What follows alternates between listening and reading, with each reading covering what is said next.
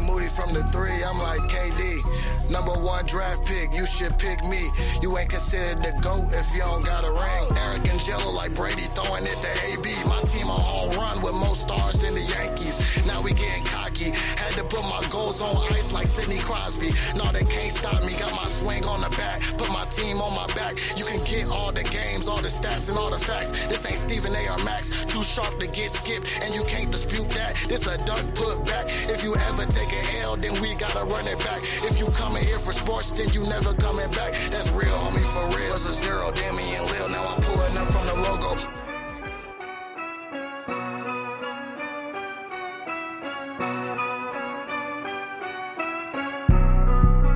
But this week on the NFL Coaches Hot Seat, according to Bleacher Report, Gridiron, Urban Meyer, David Coley, Matt Nagy, and Joe Judge. Hot boy.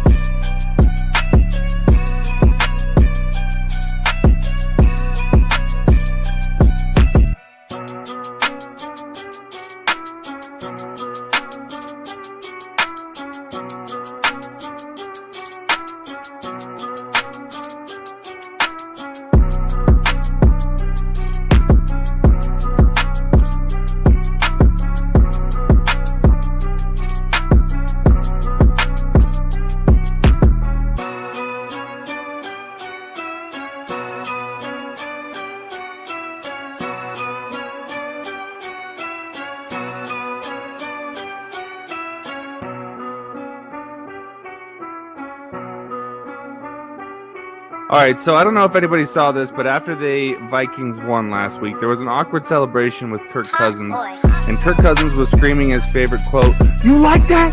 You like that?" while punching Zimmer in the chest. It was a very awkward moment. That's how we're starting this off. Mike Zimmer's getting flamed up. I'm sorry. Let's go! Welcome, everybody, to the Rick T Podcast.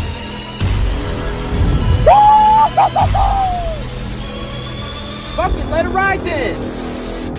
How about them Cowboys? Poyer over McGregor any day. The Rick T Platform is live right now.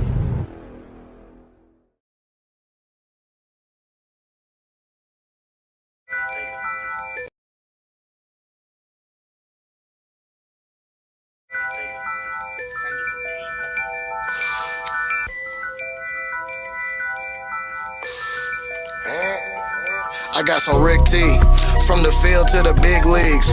Bang Moody from the 3, I'm like KD. Number 1 draft pick, you should pick me.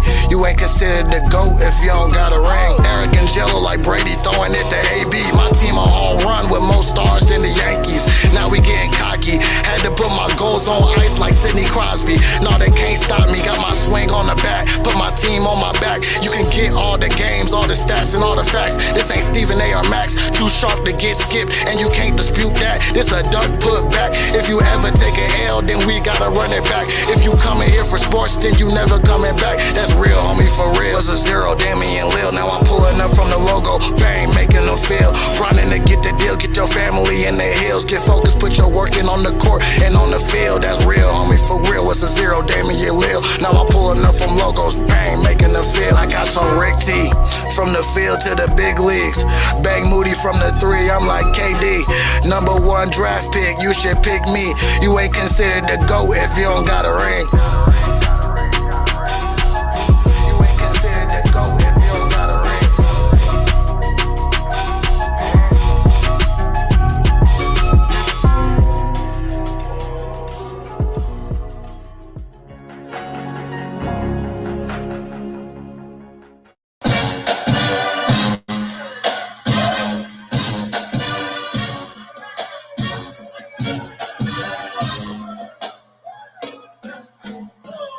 And we are live with the Rick T Podcast. You guys already know who it is. It's your boy Rick T, a.k.a. Eric Holmes, man. Coming at you guys with the Rick T Sunday check-in. But as you guys know, I don't do this alone. And as you guys know, we have a slate of things lined up for you guys today. Here Sunday, July 24th, 2022, man. The NFL season's right around the corner, as well as the NBA season and NHL season. Sports is back. But let's go ahead and bring the boys on, man, all the way from Grand Junction, Colorado. You already know who this guy is, man. He's a big Raiders fan, big Nuggets fan, or Justin Thomas Sanchez. What's good, everybody? Happy Sunday. Let's go. And from right here in Colorado Springs, Colorado. Your boy is known as Indo is my Nindo, but his real name is Dallas Clark. What's happening, y'all? Let's go. You guys like college team? Gotta pump up the volume. You know what I'm saying? 4 spritz of that Farrah Fawcett spray do you right.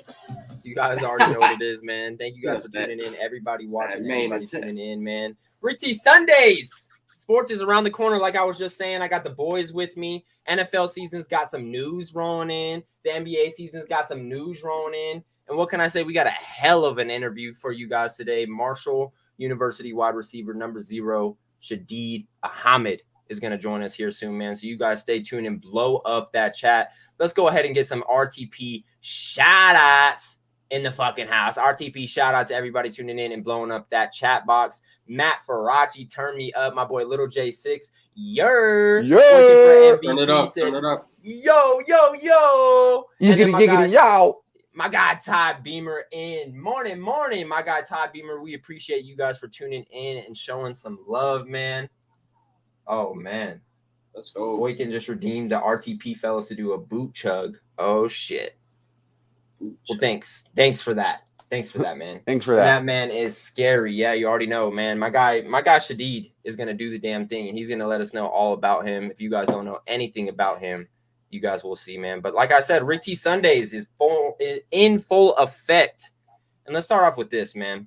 As you guys know, we started this back up last week, and we're going to keep it rolling. So we're going to do some RTP tweets of the week. Starting off with some shit that I got to pull from our personal Twitter. So let's go ahead and pull it up, man. So starting off with this tweet here. The way young quarterbacks thrown into action in the NFL, Tyreek Hill thinks this could be Tua's last year with the Miami Dolphins if he doesn't prove himself in the 2022-2023 season. What is your thoughts? And this is what he had to say. In the NFL, they only give you like 2 to 3 years to be a successful quarterback, especially if you're a first-round draft pick. And if you don't succeed after those years, then it's kick rocks, man. So basically, they don't put Tua into that. You know, I feel like so. For no reason. It's basically his last year, man, just to show people what he got. Next tweet we got is this one. Dangerous Russell Wilson and the Broncos are looking sharp heading into training camp next week. What do you guys think? Will Russ lead Denver into the postseason? This is how legends are made. Above it all, untouchable, a new animal. This is how legends are made.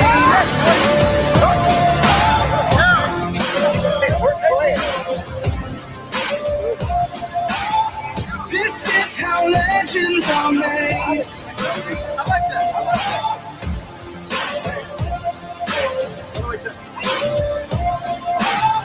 This is how legends are made. Hey, we see you over there asleep, J Money. I like it. I like the confidence. He said, sorry.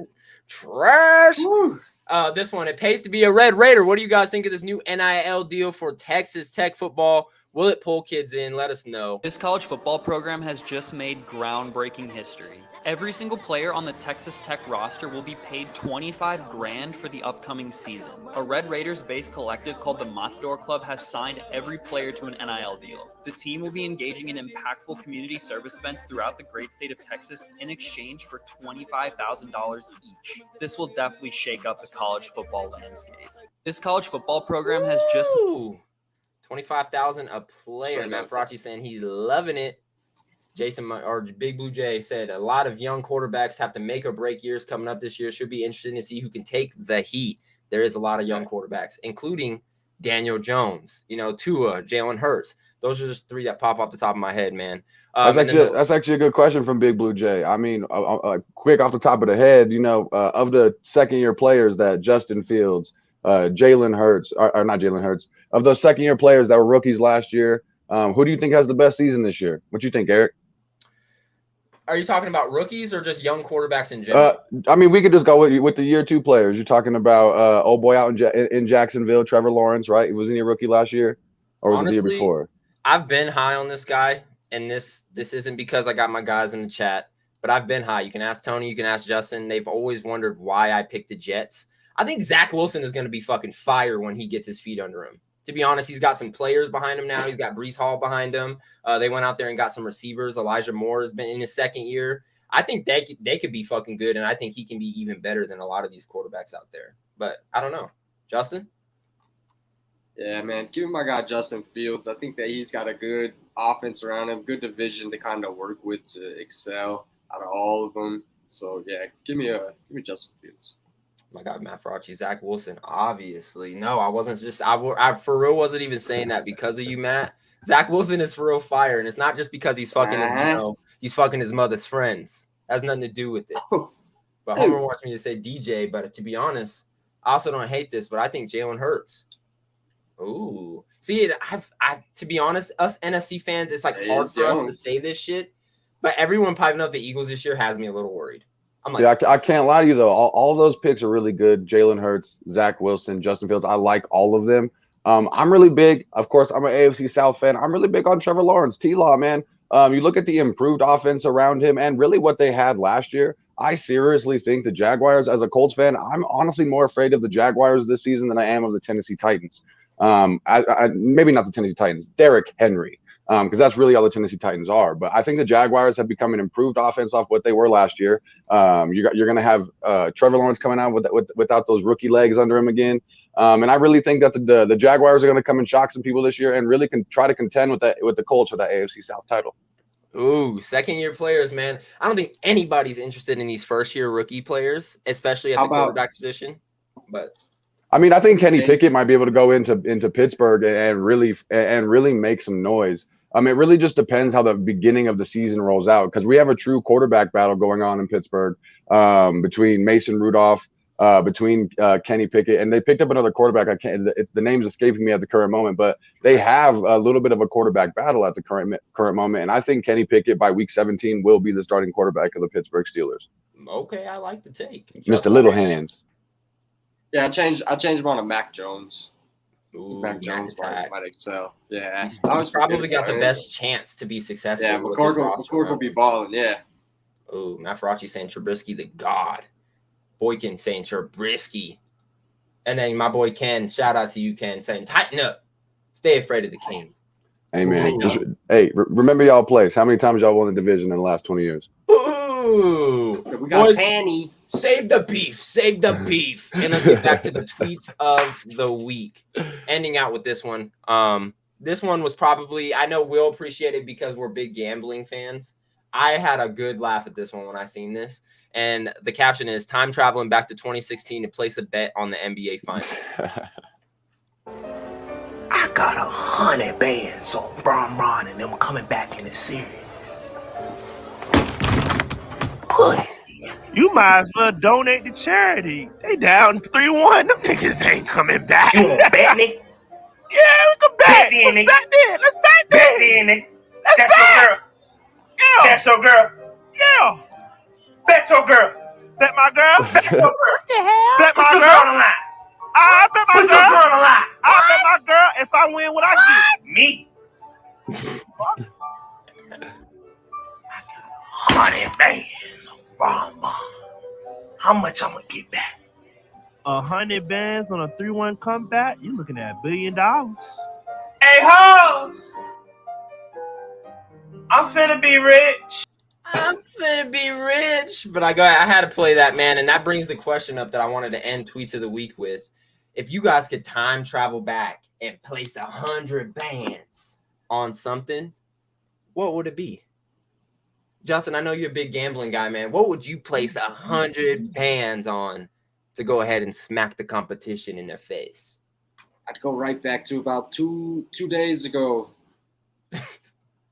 when I had Aaron Judge lined up to hit a home run, and I took him off, and he popped 2 of them bad boys, maybe even 3. I don't know, but he had a day the other day. And man, I mean, he had 4 hits yesterday, but I don't think he had any homers.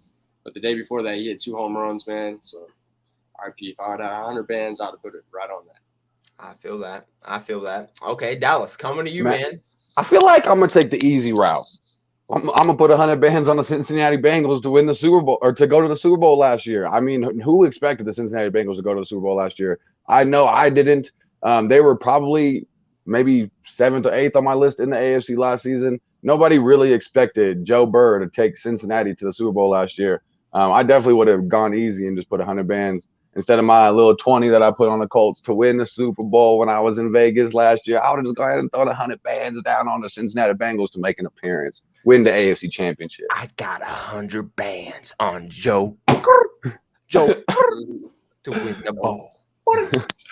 Man. And it's gonna be blue Gatorade. Open the same parlay, please. This is my first year betting during the Super Bowl. I found that so wild how much you could bet on. They were like, what is going to be the win of the coin toss? Will it be heads or tails? What is going to be the color of the Gatorade that gets dumped on the coach at the end of the game? It's blue Gatorade. The prop, they said over or under 1 minute and 30 seconds for the national anthem. I was like, ooh, over. Ping, ping, ping, ping. I had somebody put in a bet for Odell Beckham to score the first touchdown. Me too. Odell Beckham scores the first touchdown, tears his ACL. He's out for the rest of the year. I had him scoring 2 touchdowns in that game, and he scored the first, and I was like, yes. That is heartbreaking. And then he tore the ACL, and I was like, there goes my fucking bet. But hey, if I had to go back and put 100 bands on something, 2 quick ones. The Eagles' underdog season to the Super Bowl back in, I believe it was like 2016 or 2017. I'm definitely throwing 100 bands on that because they were the fucking underdogs. Do you make the bet? Do you make that bet before the season, or do you make the bet after Carson Wentz gets hurt? Because what do you think the odds were like? Do you think the odds were lower after Carson got hurt? Yeah, I would have shot that bet the minute he went, like fucking an hour after he went down. I would have went and picked up bands on the Philly. Big Nick in fantasy for sure. And then second, this one is deep because I believe we were all way too fucking young to gamble. But if I could go back in time and throw 100 bands, I'm putting Kobe scoring 60 in his last fucking game. I'm going back and throwing 100 bands and putting Kobe dropping 6-0 in his final 30 game. Plus on FanDuel or something. Yeah, bruh. That shit would have been fat. I mean, it's Kobe, so I don't know how the odds would have looked, but that's exactly what I'm going, bro. My guy Drunk. Oh, hey, first-time viewer, first-time commenter, man. Shout out to you, bro. He said 100 brands on the Browns to win the bowl. What year are you going back to bet that? Back in the Jim Brown days. He said, I'm going back to the future. Yeah, he's like, I'm not traveling to the future instead of the past. Browns to win the bowl in 2073. He said, I would put 100 bands on Tom Brady winning his first That's a good choice. That's a good choice. That would have been a good one. Or the Nationals winning the World Series in 2019 after starting out 18-36. I mean, the Celtics were negative going into the All-Star breaks this year, too, so that would have been a decent one. But then again, in the finals. So, fuck. Bro, he said, my bad, I didn't know pass. Nah, bro, I appreciate that answer. That's all good. I appreciate that. Give it a little bit of a show. John's getting that wishful thinking. That's all it is. And what if you had 100 bands to live bet on Brady and the New England Patriots against Atlanta? Whenever they shit, for real though. Live bet like plus 5,400. Yeah, 100 bands on that. That's a beautiful take as well, bro. That was a fucking hella good one to bring up. We would be sitting in fucking, the beaches of fucking Cabo doing these podcasts, with some maids and living life large. But hey, thank you guys for tuning in and joining us here on the Rick T Podcast, Rick T Sunday check-ins. You guys doing the damn thing. We're doing the damn thing. We just got done with tweets of the week, and we're about to get into one of our favorite things. We just started this last week as well, and we're going to continue this going. We're calling it What a Day. Just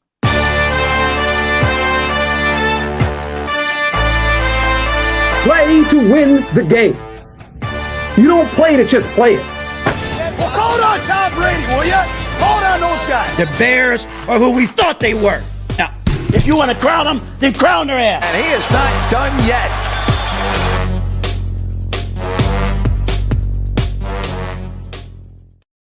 What a day.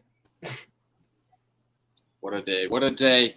I know I did some digging, and it is like typical off season. Besides the years that we had COVID years, last year, if you watched, we had a Drew Holiday alley-oop to Giannis Antetokounmpo to win the finals. But now we're going to flash it back, and we're going to do something a little different with some graphics. The year is 1931. 1931. Pavel Nurmi. Mind is everything. Muscle, pieces of rubber. All that I am because of my mind, is what he said on this day, July 24th, when he docked it and he ran the fastest 2 mile in 8 minutes and 59 seconds, qualifying for the 1931 Olympics, man. So shout out to you, Pavo. Shout out to you. Moving on, man. We got one of my favorites, Barry Bonds, winning the MVP at the 44th MLB All-Star Game. Barry Bonds and the National League win 7-1 on this day, July 24th, 1973. So what a day for Barry Bonds and the boys down there on the National League. Moving on, man. It was this day, July 24th, that Neil Armstrong won his 7th consecutive Tour de France. And it was also on this day that he got suspended and retired, stepped away. Hashtag live strong. Yeah, for abusing them substances. He was living strong, bro. We can't He take said, that if you're abuse. worried about falling off the bike, you never even get on that thing. You never even get on that thing if you were worried about falling off the bike.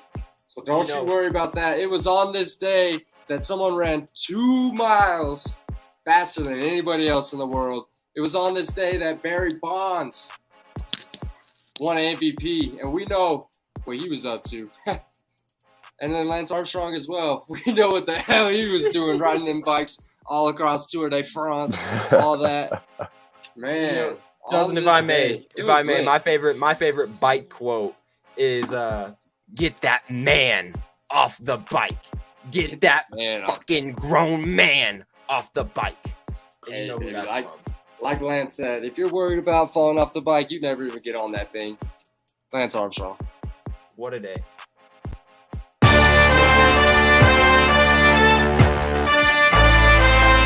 Play to win the game. You don't play to just play it. Well, hold on, Tom Brady, will ya? Hold on those guys. The Bears are who we thought they were. Now, if you want to crown them, then crown their ass. And he is not done yet.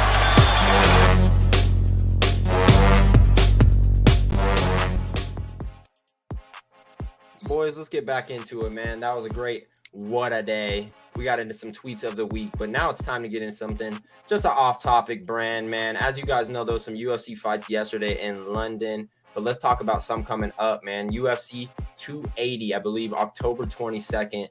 Hella lineup, man. We got Oliveira versus Makhachev, O'Malley versus Jan, Sterling versus Dillashaw, and Muhammad versus Brady. Justin, you're our UFC guy, man. Talk a little bit about this, man, and then we'll get Dallas on it. Yeah, man, UFC 280 is going to be a hell of a card. You got Oliveira, I don't know why I said it like that. Oliveira. You got Oliveira coming out here to prove himself to everybody. Something was tipping with the scales last time, said he missed weight, kind of put a stamp in his legacy. So he's out here to prove to everybody that he can beat Makhachev. And I think that that's going to be a banger of a fight. I'm going to go ahead and take Oliveira. Moving down, you got Sterling versus Dillashaw. This is a championship bout in the bantamweight class. So, I think that Dillashaw, he is a well-rounded fighter, and he definitely is a veteran in the game. But, people have just been stepping on Sterling too much, and he has a chip on his shoulder, and I think that he is going to smash TJ Dillashaw. Then moving on, you got one of my favorites, as you guys know, Sean O'Malley stepping in. Just had a fight a couple weeks ago. Didn't go his way, no contest, but stepping in to take on one of the baddest bantamweights in the division, one of the scariest guys, Peter Yan. But I think O'Malley has the advantage. Smash O'Malley, send the house, let's go. And I'm betting O'Malley on this, man. I'm going for it. Drunk. Is it just me? Go back to that one, please. Is it just me, or is UFC getting dry? It's no fights that I feel like I gotta see. Yeah, man, your name like hits everything. You drunk, boy. This fight's gonna be dope. Nah, see what it is I mean, no offense to this at all. It's a UFC casual fan thing, you know. And then that's what the great thing is about these UFC fight nights is there's a lot of new names in the UFC. There's a lot. I mean, a lot of our old legends that in the UFC that they're not there anymore or not nearly at their height. Even like Conor McGregor and them, John Jones, the people that were there when we were growing up. I'm not even talking back BJ Penn, GSP days. If you just don't pay and like we were talking before the show, that's the problem with pay-per-views being $90 a fight is you got to pick and choose which pay-per-view you want to buy. I know very few people. I do know one person that buys every single pay-per-view, but we all do other things to get the pay-per-views. We ain't gonna speak about it here on live. It's a dark secret. But if you want the secret, come talk to me. I'll give it to you. See, let me hop on the train with my guy Drunk here, man. And I kind of feel him to a certain level. And let me hit on it a little bit. I feel like UFC, they have great matches like the ones we're talking about right now. 280 with Oliveira, Jan versus O'Malley. They have hella stacked fights. But it's like once every 4 months. So you only get to see it 3 times a year. Fights that you like are really excited for. But then I feel Dana White with that. Like you can't pack every single card, every single fight just to be a banger. You know what I mean? People still have to work their way up the ranks. Some people deserve it more than others, even if it is going to be a worse fight. Like, it's just hard. You know what I mean? All around the UFC is hard. And also at the end of the day, pick and choose.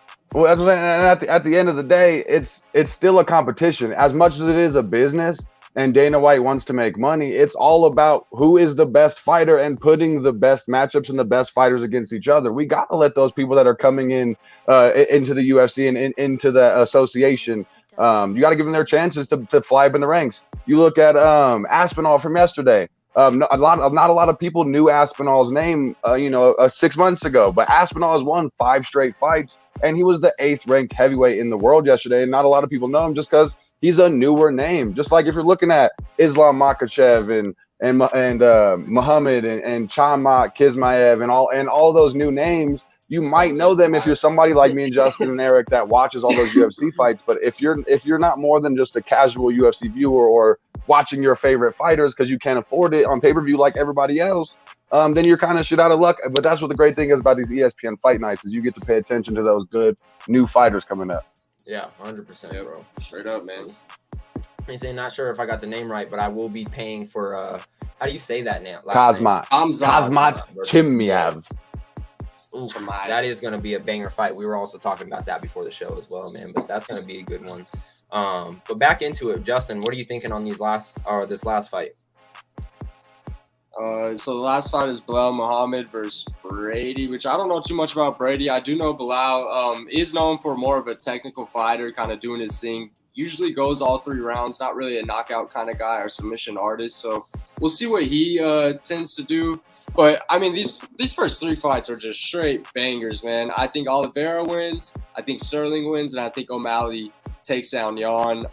That is going to be a tough fight for O'Malley. We'll see how his legs can handle because, Jan's going to be coming for him. And if O'Malley can break his shell and can connect, I can see Peter Yan going down in the 2nd or 3rd. And that's what's good about O'Malley versus Yan is right now, O'Malley kind of has the advantage because they're only fighting a 3-round fight, not a 5-round. They're not taking it championship distances. So O'Malley loses. He has a couple fights to get back into there. He wins. He's jetted right up to fight winner of Sterling Dillashaw. So win for O'Malley because he's getting a huge fight. So I hope that he can pull it off and jump to that championship ranking sooner than later. So the early parlay you got here is Oliveira, Sterling, O'Malley. Are you throwing Muhammad in there? Or are you just leaving that out? I'm leaving that one out there. If anything, I would take that fight to go to decision. All right, Dallas, swinging it to you, man. Your early parlay. Who you got in these ones?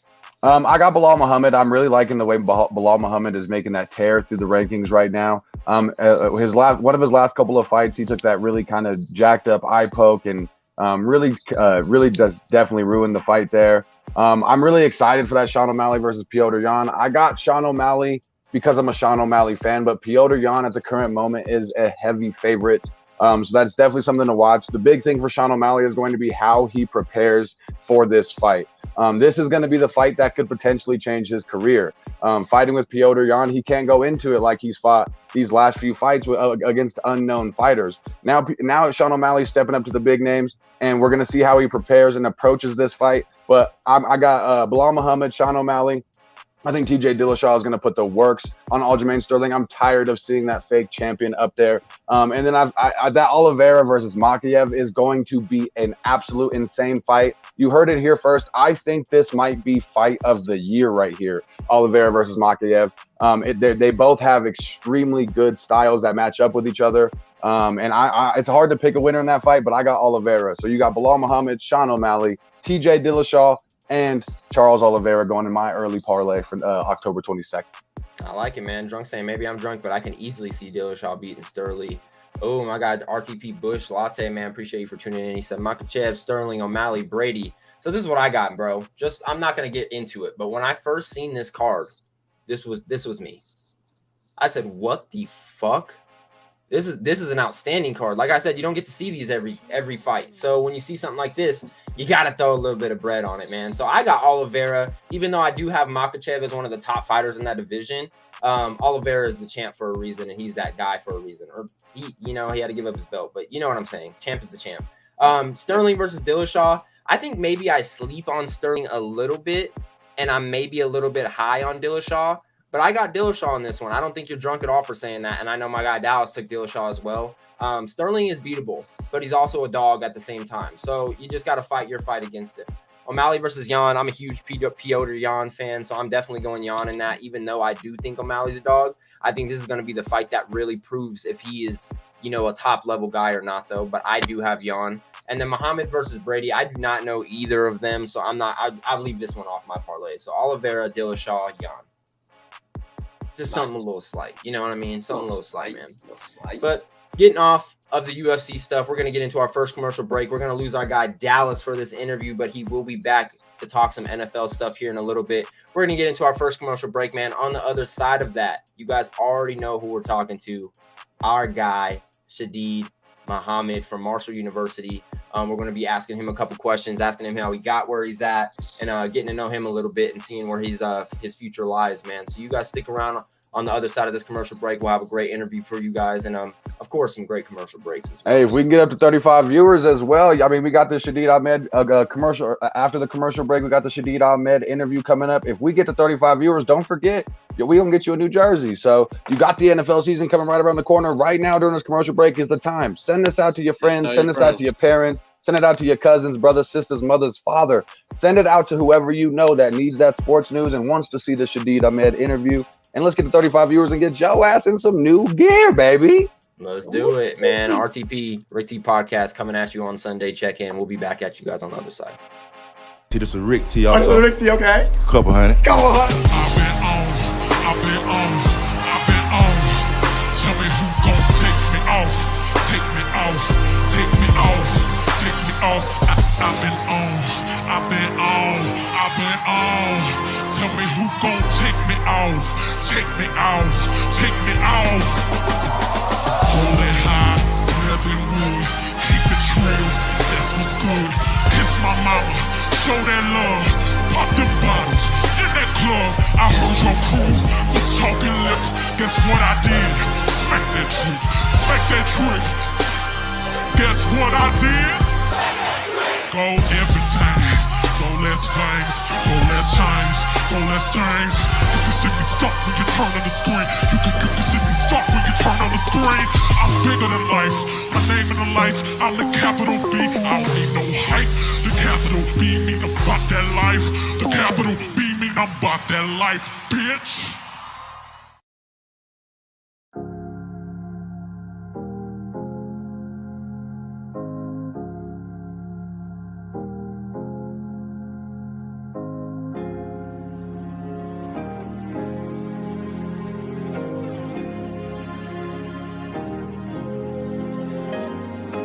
You know, a lot of kids DM me and stuff, and they ask me, like, what did you do? And honestly, I did what everyone didn't want to do. You know, I didn't go to parties. I didn't have a phone. I was, the kid that, would skip stuff like prom and stuff because I had to go train. And I did what, only 1% of high school football players go play Division I football. And I did what only that 1% is willing to do. So I tell, the youth, like, just work hard, and it's not really, there's no recipe to it.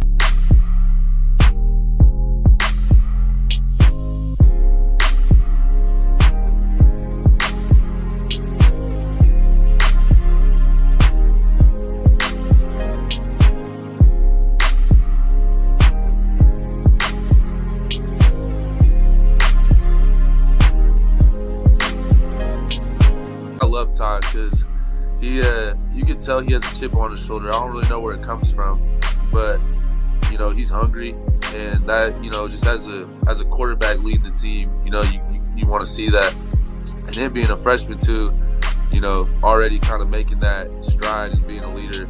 I respect that, and then obviously the talent is there. He's 5-star. He's about my size.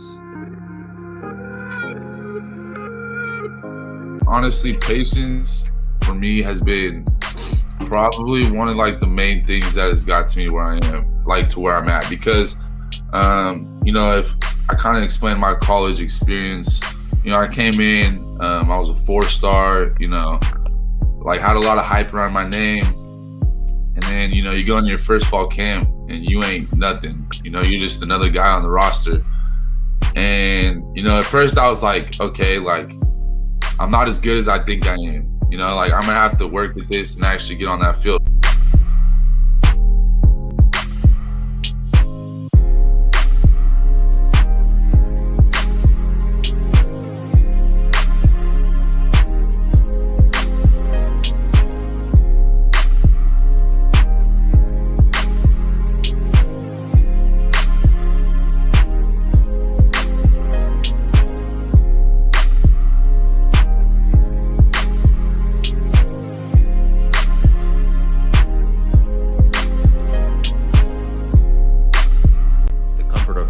May be taken away, but not that of having a great one.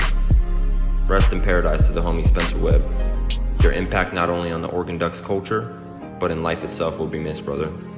Fly high until we meet again. The RTPlatform crew.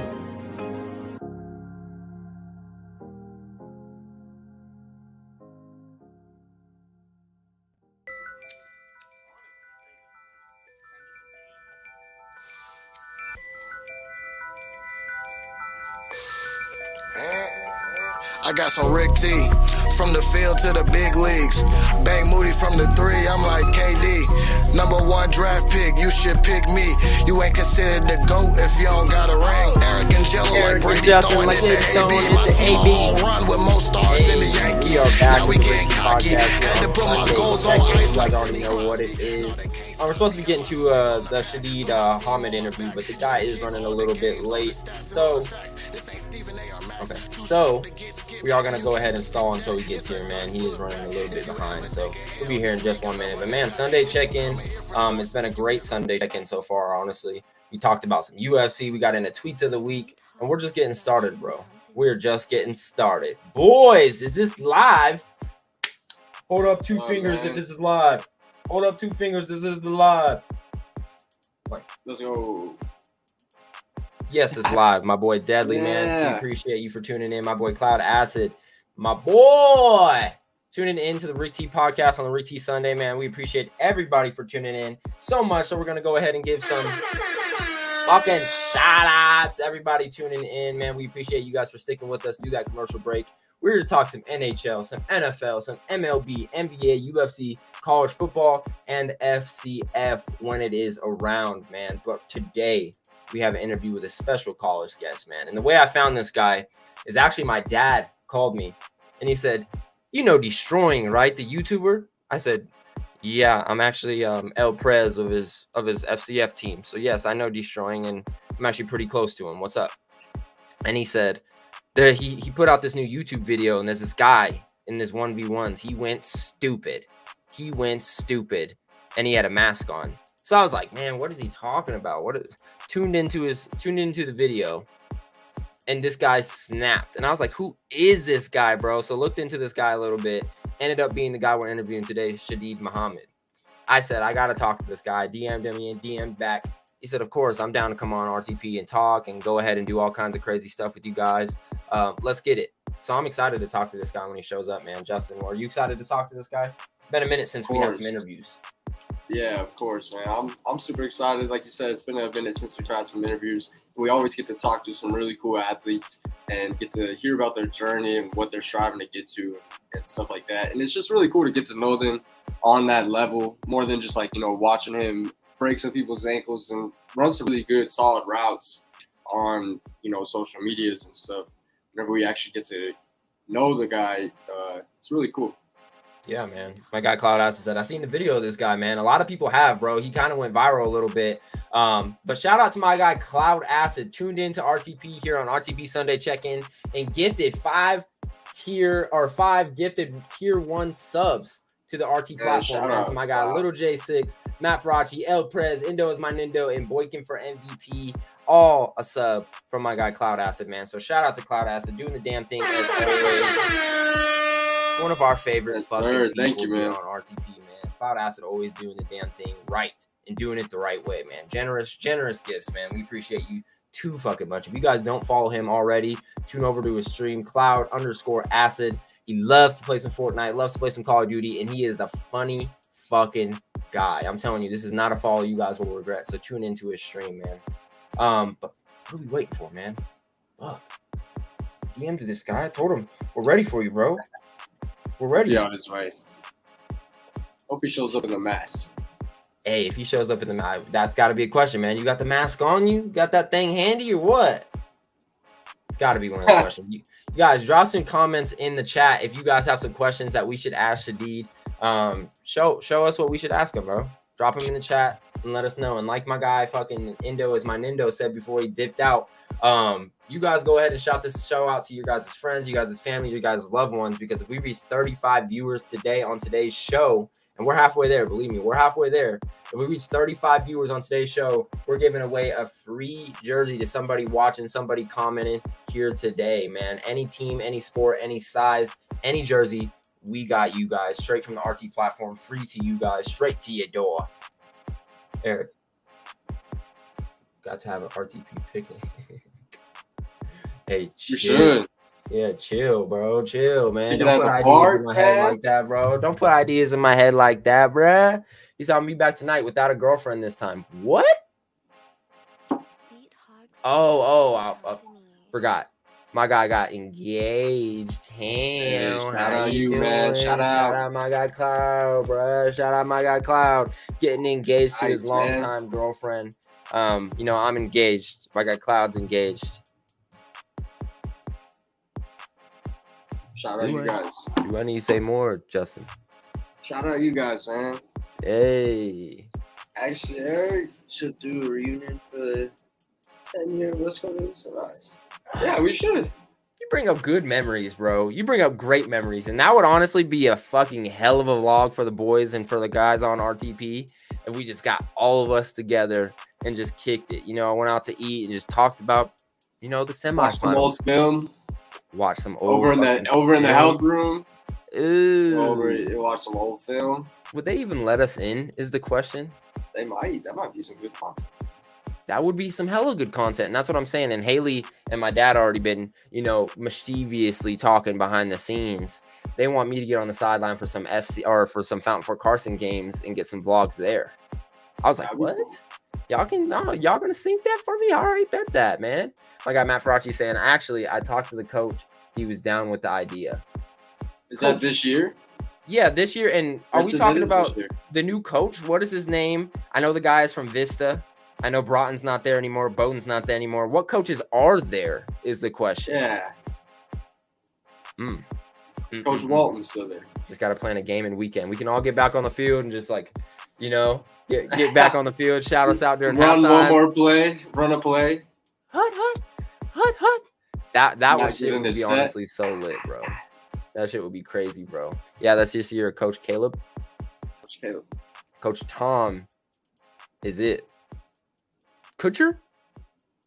What? Stanley's not there no more? What? Annual flag football tourney, RTP flag football showdown. Nah, Cloud, what you don't know about us is we used to actually do trampoline dodgeball tournaments. Y'all don't even know. We used to do dodgeball tournaments, bro. Where's Big Tony? Where's Big Tony? Tony's taking some off-season time off.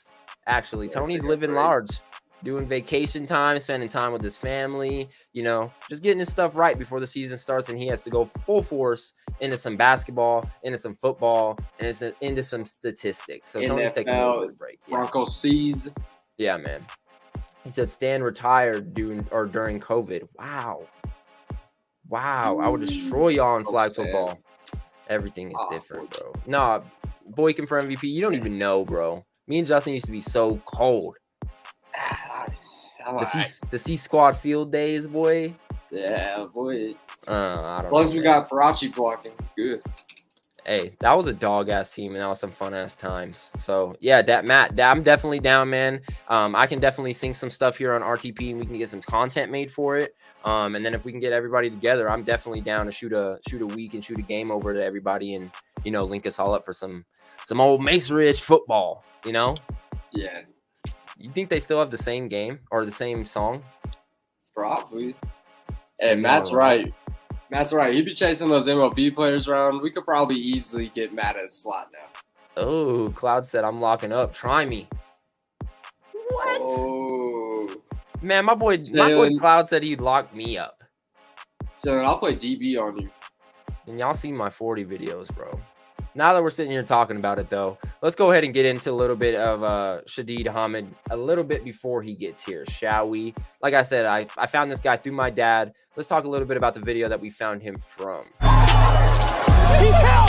When you come out here with that mask on and it say God at the top, you got to know something. You got to do something. That boy been going stupid all day. We about to see what that is. Feel like trying to need a triple double. With the mask up. This nigga cannot be out here with a mask doing all that and be trash.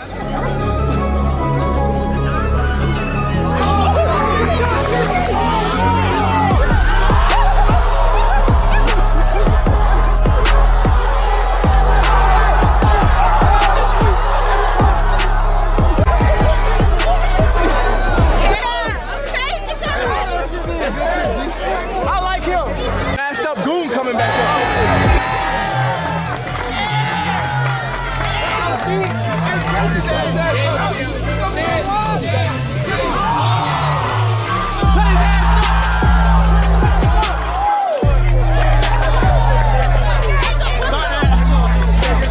He helped. Yeah. He helped.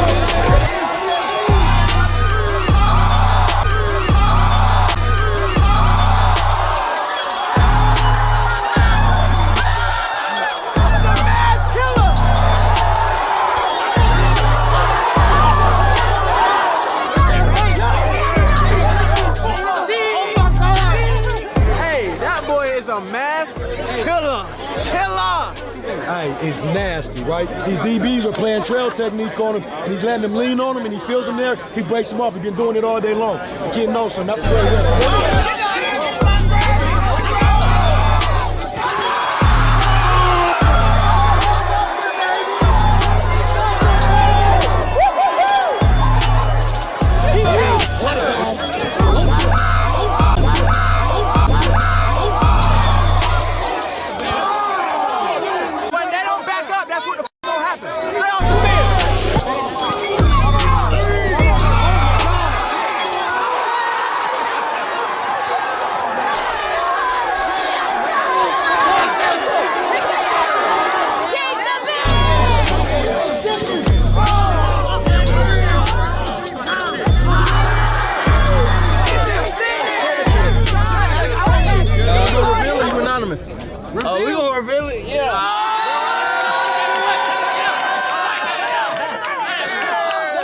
Houston, Texas, Shadid Ahmed.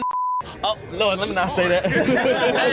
Bleep, hey, you feel me? Marshall football, man. Come check us out, man. Let me not say that either, hey.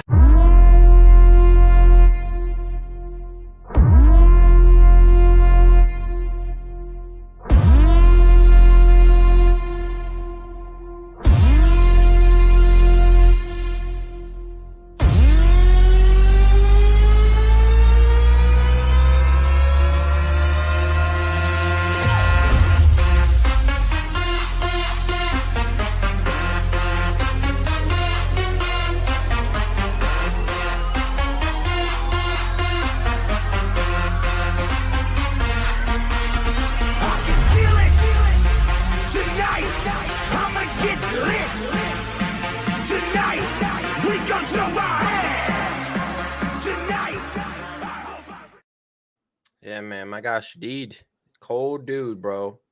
Still waiting on him. Message him again. I don't know, He'll be man. here. 28,000 followers, bro. But until then, let's go ahead and get into some sports talk. What do you say, Justin? Should we just shoot into some sports talk? Let's get in there. Let's get into it. You guys already hear it, bro. NFL talk right around the corner, right behind us. NFL season starting up in, 40, 47, 46 days. So we got to talk about it. We got to get into it, man. We got to talk about some drama and some news going on. Starting off with, I would say, the best thing is at all. The RTP 1.2K showdown. My boy Indo said, I'll be back in 15. My boy Ken said, is it time to wrap your take? Oh, man, did he redeem some points for me to wrap my take? And I'm going to have to wrap my take. So, yeah, it's coming up. It's coming up. But before we do, let's talk about that 1.2K showdown. Starting off with this, man. Let's get into it. Now, introducing your teams for the 1.2K showdown. Judge Judy. Breezy like a Sunday morning. Just win, baby. Hot chitlin' juice. Farachi's butt fumblers. Fins up. Vanilla Vic. The shit kickers. Hot chub time machine. Tailor-made maniacs. Beats by Ray. And the Gritties. Who will win this year's showdown? Find out now. You guys already know what it is, man. The 1.2K showdown. Like I said, first place gets $700. Second place gets $300. And third place gets $150. It's going down. It is going down. It is going down. Justin, how you feel, man? Like I said, everybody knows this. You've been out of the league for a couple years. You've been doing your own thing on your own fantasy journey. How do you feel about this year? You think you're coming for vengeance or what? Yeah, man. I mean, just think about it. Like if I went to, fantasy boot camp, I've been in 6, 7, 8 different leagues over the years, but I came back and I'm still number 3 in our league of players. You know what I mean? So I'm like, it's going to be weird. It's going to be different kind of getting back into it because I've been playing on a different app, but I'm not too worried about it. I got a good game plan and I'm coming for all yous. All yous. I'm coming for yous. All yous, man. My guys in chat are also in this league. My guy KHEF23 is the Gritties. My guy Big Blue J92 is Vanilla Vic. Of course, I'm breezy like Sunday morning. And then, of course, my guy Justin is Just Win, baby, man. We're going to see who can win it. And like you said, you're ranked 3 in the 12 people in our league. And I looked at that this morning. It goes my pops, me, and then you. It's going down, man. My guy Matt Farachi had a rough outing last year. He said butt flumbers on top. Something about that just doesn't sound right. But, man, I like it, man. He said, I want the smoke. Let's go ahead and get it, Ken, man. We're going to have to all hit a mock draft soon. The only people I've been hitting mock draft with, I hit like 3 or 4 with Ken. Ken's about it. I was supposed to hit 1 with Matt, but I ended up getting tired and going to sleep because my daughter was acting a fool. And I hit 1 with Jello. Everybody else is asleep on these mock drafts, and you guys don't understand how important these mock drafts are. Would you do a little bit of extra work on your own time, Justin, for $700? Answer that question. Just that question. Yeah. I mean, I do all the time. You know what I mean? I always do the extra work because the extra work pays off. You put your head down, you hit the books for a little bit, you hit ESPN, and you look at, the top 10 mock drafts all across the board. You see who's putting up numbers. You see who put up numbers last year. You see who's changing offensive lines. You see who's getting better quarterbacks, who's getting better receivers, who's getting worse is a good one to look at too. Who's getting worse? Look at who's getting worse, and then you can easily find who's getting better. I mean, get on your fantasy shit because it's coming soon and it's coming fast. And there's $100 on the that you're putting up.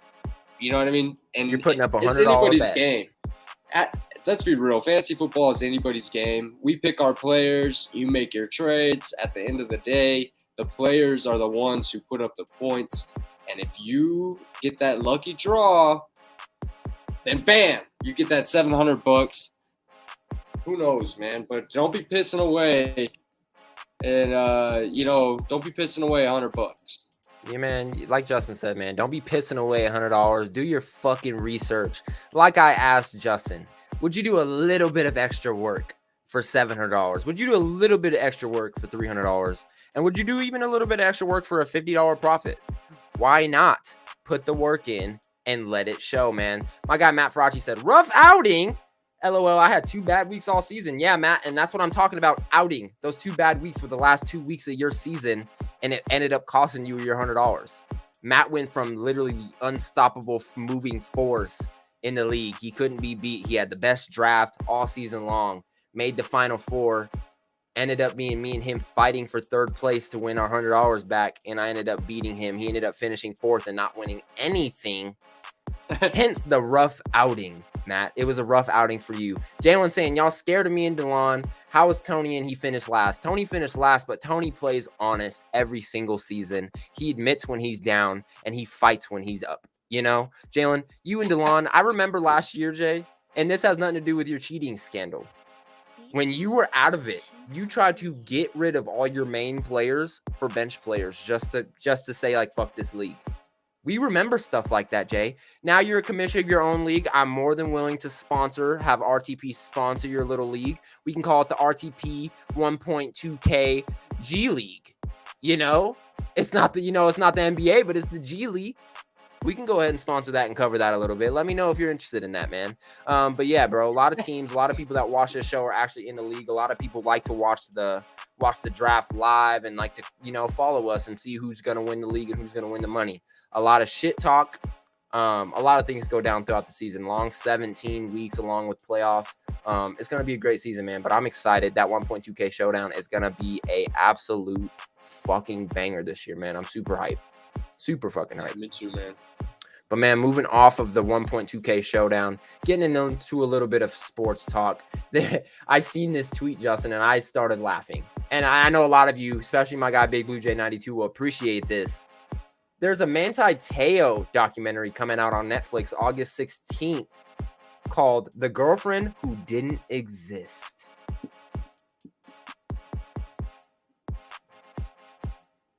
Should be pretty good, huh?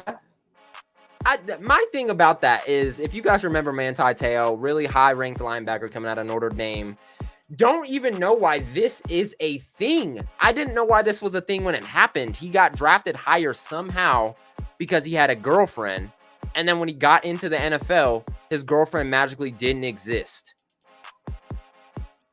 I really don't understand why this is a thing and how this was a thing, but holy shit. And then my guy Big Blue J92 in chat is actually saying, bro, honestly, I can't wait. The story is actually crazy. So is there something that I don't fucking know that you know and that, ESPN knows and that they're about to break to the world? Most likely, bro. Wow. Most likely. Okay, I'm excited for that, man. I'm excited for that. But yeah, definitely had to let you guys know August 16th on Netflix. Untold, The Girlfriend Who Didn't Exist. Moving off in something actually interesting. Tweeted this, Jimmy G. The 49ers actually gave Jimmy G's agents Don Yee and Carter Chow permission to seek a trade. Sources said Garoppolo has been cleared to start participating per team sources. 49ers are still expected to exercise caution with him this summer, though. And actually, my guy, Boykin for MVP, popped in chat during commercial and said somebody actually offered a trade for Jimmy G. I believe it was Atlanta. Yep, Falcons sent 49ers a trade offer for Jimmy G. Wow. So it's already in the move. Yep, where will Jimmy G be heading? Where will Jimmy G be playing next? Who knows? But I'm excited to see that because he's an elite quarterback. I think he is easily in the top 32 in the NFL. Jimmy G down to Houston. Jimmy G in Houston. They might not be a bad team, bro. Big Blue J 92, man, got catfish. His grandma and girl died same week before the championship and used the team boost and found out his girl wasn't real. So he tried to keep it quiet before the draft and then got caught. Wow. That's like some Talladega Nights. That's some sports psychology shit. Yeah, that's some like Talladega Nights shit. Before the big race, they're like, be behind me. He's like, where's Can? Can passed away in a fire last night, Ricky. He told us on his deathbed that he wanted you to win this race, and then he pops around the corner. He's like, Can, I see you. That's some Manti Te'o shit. He tells him that, and they win the championship, and then they're like, oh, man, what was your girlfriend's name? He's like, They're like, what the fuck? What was your grandma's name? He's like, One day he's just like, I never had a girlfriend ever. That was that all one fake. that died. He's like, my girlfriend is this ring right here, baby. I'm like, what? Manti, are you serious? I got K-Hef that says, send Jimmy G to Seattle. That's Whoa. locked down by a He dude said- named Drew. He said, no, lock is the answer. That's on lock by Holy Drew. Holy shit. Hey, hella cliche right there, man. I like it, man. But Jimmy G on the move. Something with another quarterback going through the NFL. Let's get into it. Kyler Murray. Kyler Murray receives a 5-year, $230.5 million extension. That includes $160 million guaranteed. Holy shit, Justin. And before I get your thoughts on this, bro, let me just let you know this. Kyler Murray's average annual salary now after that contract is $46.1 million a year. Oh, yeah. The Oakland A's 2022 payroll for the whole entire season, every player, everybody on the roster, $48.4 million. So my question to you, bro, is did Kyler Murray make the right choice in choosing the NFL over the MLB? I think so. I think Kyler Murray's going to have a little bit more success here in the NFL. As we can see, you know, he's moving on to his third, fourth year getting paid big. Boykin for a piece and overpaid. But, I mean, as a Sooner, I think that he's in his kind of like forever home over there with Arizona. So it makes sense that they're going to pay him because that's their guy. They really like Kyler, like what he does. Brought him to the playoffs a couple times. So we'll see, man. I think that's well deserved.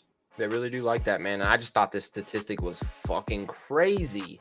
I was like, this guy is literally making 1 year's worth of what his whole MLB team like pays every single player. And I thought MLB players get paid way more than NFL, NBA. Now looking at it, I'm like, man, the NFL's market is definitely changing and people are definitely starting to get their money. But what does this mean for guys that haven't got paid? Obviously, guys like, you know, Patrick Mahomes and Josh Allen and Dak Prescott got their money. Guys that are holding out like Lamar Jackson, like Joe Burrow, they're going to have to pay Justin Herbert coming up in the coming years. Like there's some quarterbacks that are going to get fucking paid, Justin. You know what I mean? And I think it's crazy the way the market's changing. Who do you think is going to get paid maybe the highest contract out of all the quarterbacks waiting? Just off the top of your head, bro. I mean, I couldn't really tell you, you know what I mean? I'm not really good at guessing numbers, and whenever they do get paid, I'm just like, what? They got paid that much? A year? Who? How much? Like, I mean, Hunter Renfrow just got a huge extension, which I get. But then again, I'm like sitting here thinking, like, you know, Josh Jacobs waiting for money. Darren Waller's waiting for money. We just signed Devontae Adams. I mean, I love Hunter Renfrow, but I mean, we could have gave some of that money over to Darren Waller, Josh Jacobs, or, you know, one of these other key positions. So, you know, I couldn't tell you who's going to be the next quarterback to get paid, to be honest. Yeah, man. My guy K-Hef is saying Joe Burrow for sure. My guess is on Justin Herbert, and this isn't because I'm a biased Oregon Ducks fan. Just because I feel like this guy has a stature. Like you guys heard my top 10 quarterbacks last week. I have him ranked at 4, and this is his 3rd year going in. I only think he's getting better. I think that team's defense got fucking loaded this year. You know, they got Khalil Mack. They ended up getting J.C. Jackson, just adding to Derwin James and already a Bosa brother. That defense is already stacked. Then they have Keenan Allen, Mike Williams on the other side, along with Austin Eckler, the fantasy king. And then Justin Herbert. Man, I got Justin Herbert getting paid some fat money, and especially being in a city like L.A., they got the money. They got the money. But I just thought that was crazy, man. Kyler Murray getting that extension is just something different. But let's get on to something a little bit new, man. The LA Rams revealed their Super Bowl rings, and we need some thoughts on them, man, Justin, because these are fucking nice. So check this out.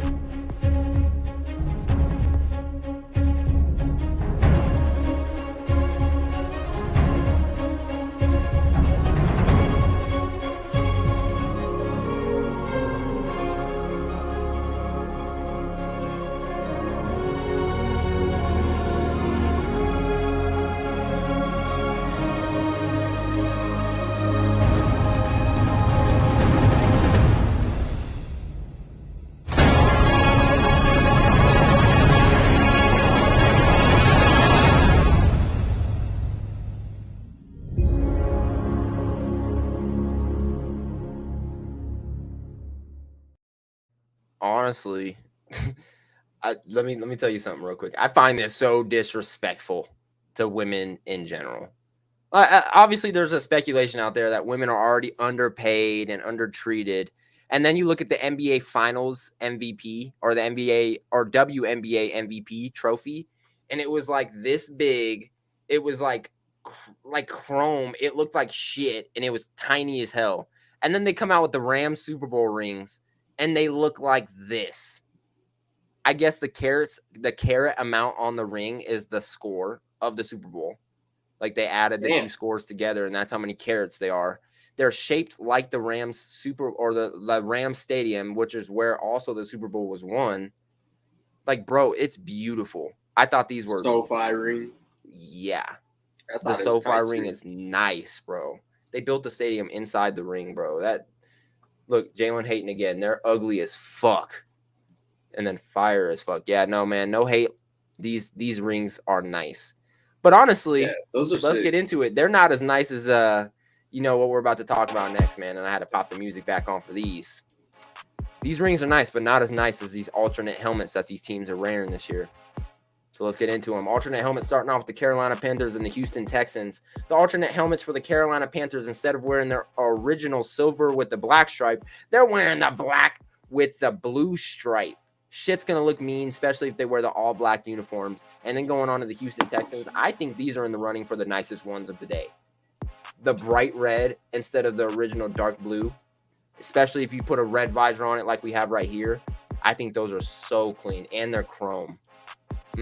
Moving off, getting to another red helmet in the Atlanta Falcons, and then an original black helmet in the New Orleans Saints. Let's talk about it. The Atlanta Falcons have since switched their black helmets to matte black since 2018, and now they're popping out with a gold, red, black, and white helmet for the old school Falcons look, the Michael Vick era. Pretty nice. And then the Saints are coming out instead of their original, just plain old boring ass black with the gold. They got a little bit of swagger in there. They got a little bit of Saints swagger in there with the big old stripe down the middle. Look a little collegey to me, but they're nice. Moving on to the New York Jets and the Cincinnati Bengals. The New York Jets, instead of coming out with the bright green, they're coming out with the matte black, which I think will look clean with any uniform they have. And then coming at the Cincinnati Bengals, which everybody has been asking them to do this for years, to go to the white tiger look. Instead of the original tiger look, they're going to the white tiger look, which I think is clean. And then a couple extra ones. We got the Philadelphia Eagles and the Dallas Cowboys. Unbiasedly, Philadelphia Eagles helmets go fucking ridiculously hard. The shiny black with the eagle wings instead of the original, dark green. I think these black helmets look clean, and they'll look clean with any uniform that they have. And then moving on to the Dallas Cowboys. I love this look. I think Dallas needs to do something different. Not much you can do with the Dallas Cowboys uniforms, though, because it's such basic colors. So they go old school with the white and dark blue helmets. I think that'll look clean as well. And then we also have on the list the New York Giants, which just broke the other day. Instead of the original blue helmets with the red stripe, they're going with the dark blue helmets with the old logo and red stripe. So before we get into your opinion, Justin, on these helmets, let's get into chat real quick, because I know chat was blowing the fuck up. That should be the regular one, to be honest. I agree, man. Saints fire and Bengals. I agree, those are fire as hell. When the Colts going to do something new, damn. And Colts are kind of in a Dallas Cowboys situation. How much new can you do with white and blue? It's simp. We have some simp ass shit unless they add some black or red or something in there, but they won't. Giants throwback. He said that's more. That's money. That's money. Jets with the South black unis will go crazy. Cowboys want to be the Colts. Wow, that's fucked up. Damn. I honestly love them all. Can't wait for Madden. And that's exactly what I was going to say next, man. Giants one was dope, to be honest. Cowboys with the Colts specials. So if you guys try to do something different in Indy, I don't know how much you guys could do either. Bro. So I don't know, man. But so we do have a special guest. As you guys know, we were going to run an interview today, and we're going to get into it. So joining alongside us here on the Rick T Sunday check-in, we have a special guest from Marshall University, wide receiver Shadid Muhammad.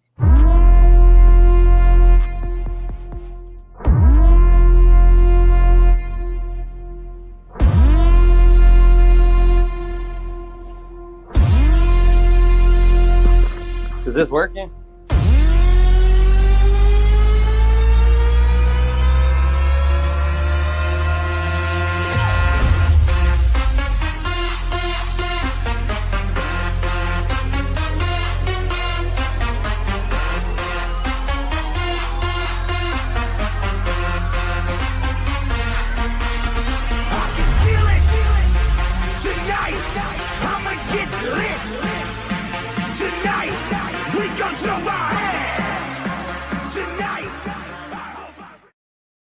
My guy Shadid, man, how you doing, bro?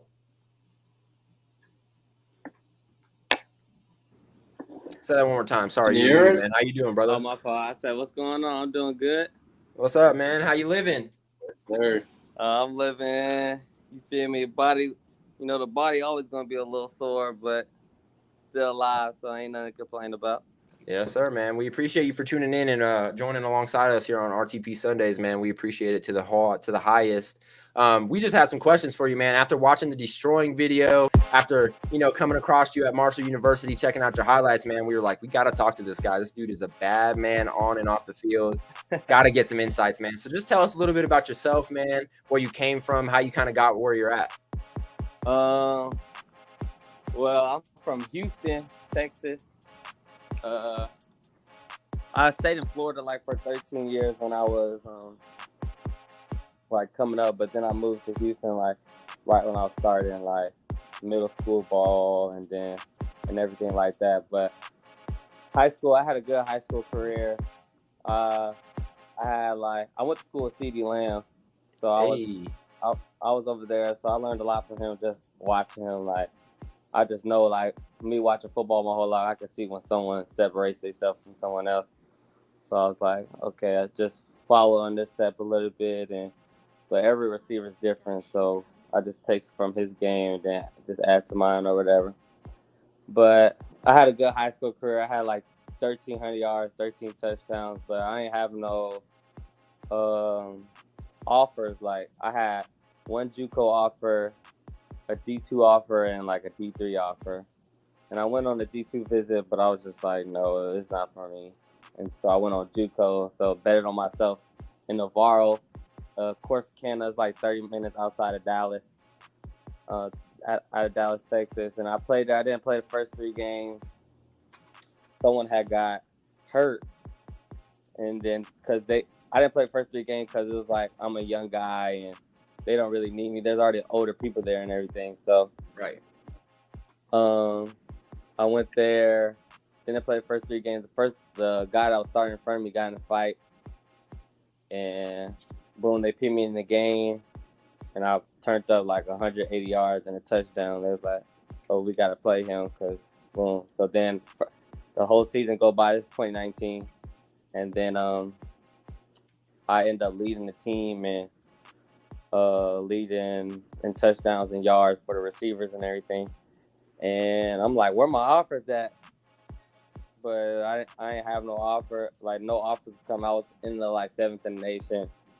But I guess like the coach wanted me to stay there another year because we won the conference and everything. So I guess he's like telling the colleges, we don't know if he's going to have the grades or stuff like that. So I found this out. And then Marshall came to me directly. Not to the coaches. They came to me directly and was like, we want you to come on a visit here. Well, this is when they offered me my first scholarship. They was like, we want to offer you a scholarship. So this is my first real offer ever. So, I'll call my family and everything. And this is my first real offer. And of course, I'm excited, but I'm thinking it's Marshall, Texas, because we got a Marshall, Texas.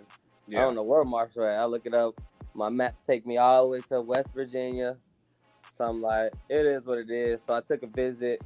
I seen what it could be and like where they was headed. So I know when I see like good players, and I know you can only win with a good team. It's not about just one player. Like you're gonna get noticed if the whole team's good and everything. So I seen like what could happen, and I end up committing there just because I'd rather like Houston. It could be like a lot of distractions and everything. So I wanted to like focus on myself and like. All I needed was an opportunity for me. Like for me, it's like really all I needed was an opportunity, and I'm gonna make something shake. Right. So I ended up committing there. We was 7-0 the first season we got here. That was with that COVID weird season. So I was right about like seeing what we could have. The next season, we lost like all the games we lost was by like 2 points and stuff like that. So it was just like this. But now this season is like we looking forward to getting everything done, new head coach and new everything. It's just the culture's changing and everything. Hell yeah, man. And it's a hell of a grind, bro. As you see, like, Last Chance U on Netflix, and these kids taking the JUCO route, and then you see this year in the draft, Jermaine Johnson getting drafted first round. We can see that JUCO route is possible, and it's a damn sure route to get to the NFL and where people want to be. Man. Hell of a grind, bro. Yeah, that JUCO route. I mean, it's not for everybody. You just gotta like. Hold on, this alarm started going off. I'm trying to like turn it All off. good, bro. You're All good, bro. I don't know how to. Hold on. Oh my goodness. It's over with. Hey, hide the mask. Hide the mask. Grab that mask and throw it out. I don't know. I don't know how to turn that off. We're just gonna step outside. He just stepped out. Oh no, try to figure it out. My fault. I don't know why that. I don't know how that works. No, you're all good, bro. That's the first time it did that. The whole thing just went off, man. Hold on, I gotta turn this off.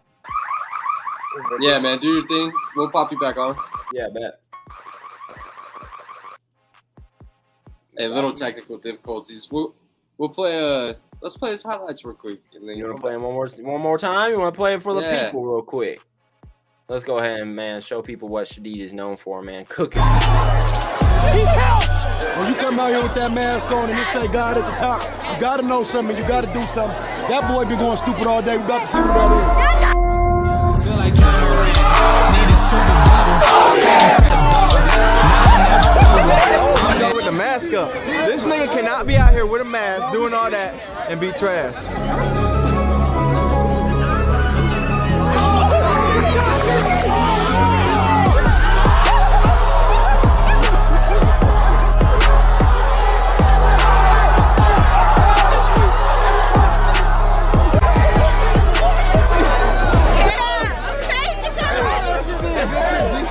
I like him. Masked up goon come back up.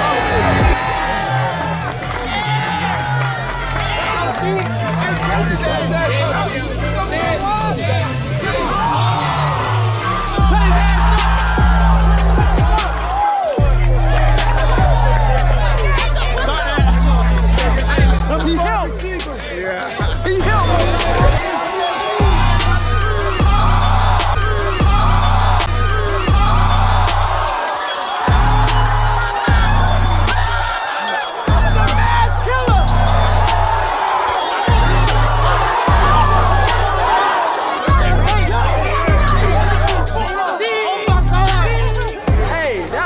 a masked killer. Hey, it's nasty, right? These DBs are playing trail technique on him, and he's letting them lean on him, and he feels him there. He breaks him off. He's been doing it all day long. The kid knows something. That's great.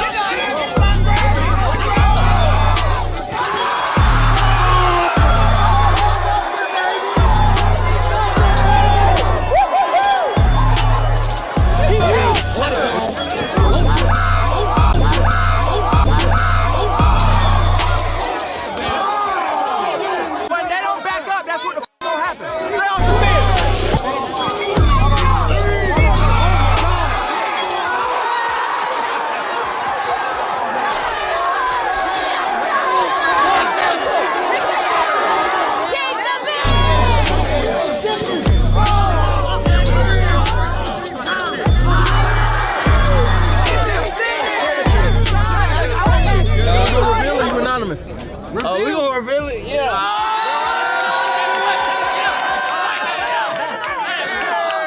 Hey, Houston, Texas, Shadid Ahmed. Oh, Lord, let me not say that. Bleep, hey, you feel me? Marshall football, man. Come check us out, man. Let me not say that either, hey. Hey, NCAA, don't tell me. Hey, NCAA, hey, charity, you feel me? I give it to the charity, you feel me? My gosh, Shadid, we lost him again. Hopefully we get him back. Jeez. Hopefully that was his house. You know, the mask, the alarm.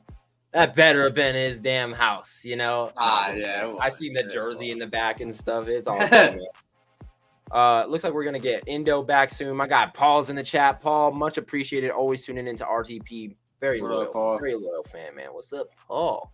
Paul's a fan favorite in Glacier Nation. Little do you guys know. So is Jay Burke. It's like a 12-year-old kid, and he always comes in and he's like, "What's the parlay today, boys?"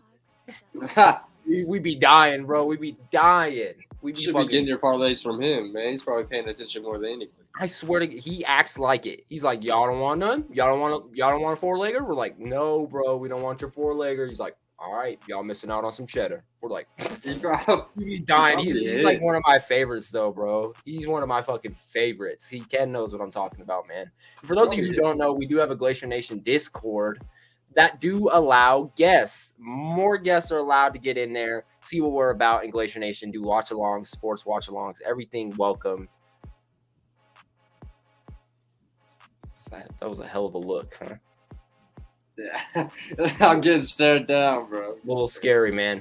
We were just talking about the alternate helmets. We actually have another one that just popped up. Justin, you sent it to me. That looks like the Bears are wearing the straight orange. Got my guy Indo back. I know you've seen the alternate helmets and alternate. I did.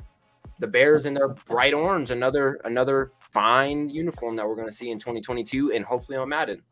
Man, like I said, that's exactly what I said in my comment earlier. I can't wait for Madden. I know I play with the Bengals all the time in Madden. It's one of my favorite franchises. Like, typically when I do a franchise with my friends, we pick teams that, we're not fans of, but we like their stadium. We like their uniform. I've always been a Bengals fan. I love Tigers. So I'm big on the Bengals uniforms. I really like the Jets stealth black uniforms as well. And I love that throwback on the Atlanta Falcons. Hate how the Cowboys are trying to be like the Colts. But it's all right. You got to get your love where you can. I get it. But like, but you were saying earlier that you don't know what the Colts could do different, man. Like, we've had the same helmets since 1960. You know what I'm saying? So when we were the Baltimore Colts. So, I mean, the Colts could do a blue helmet with a white horseshoe. We could go back like we did in the early 2000s and put blue face masks on our white helmets. We could go with a black helmet with a blue horseshoe like Duke. I mean, there's a couple different things we can do. I'm just tired of seeing the same thing since the 60s. Hey, it happens, bro. It's hard to change with white and blue. It really is, man. It is. Joining us back up, man, Shadid.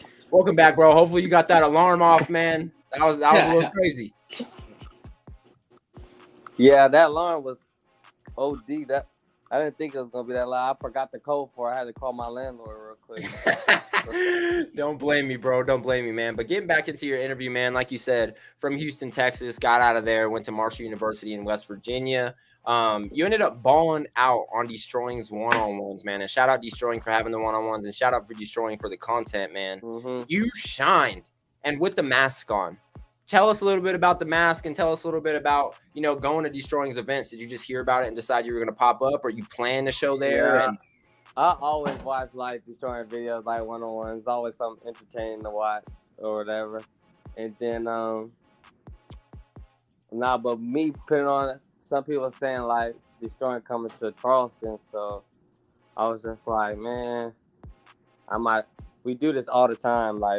We play football for fun all the time. You might as well. He gonna be out there with some cameras and stuff and have some fun. But with the mask, I don't know. Just that's just me though. I'm just gonna go out there and just go try something new.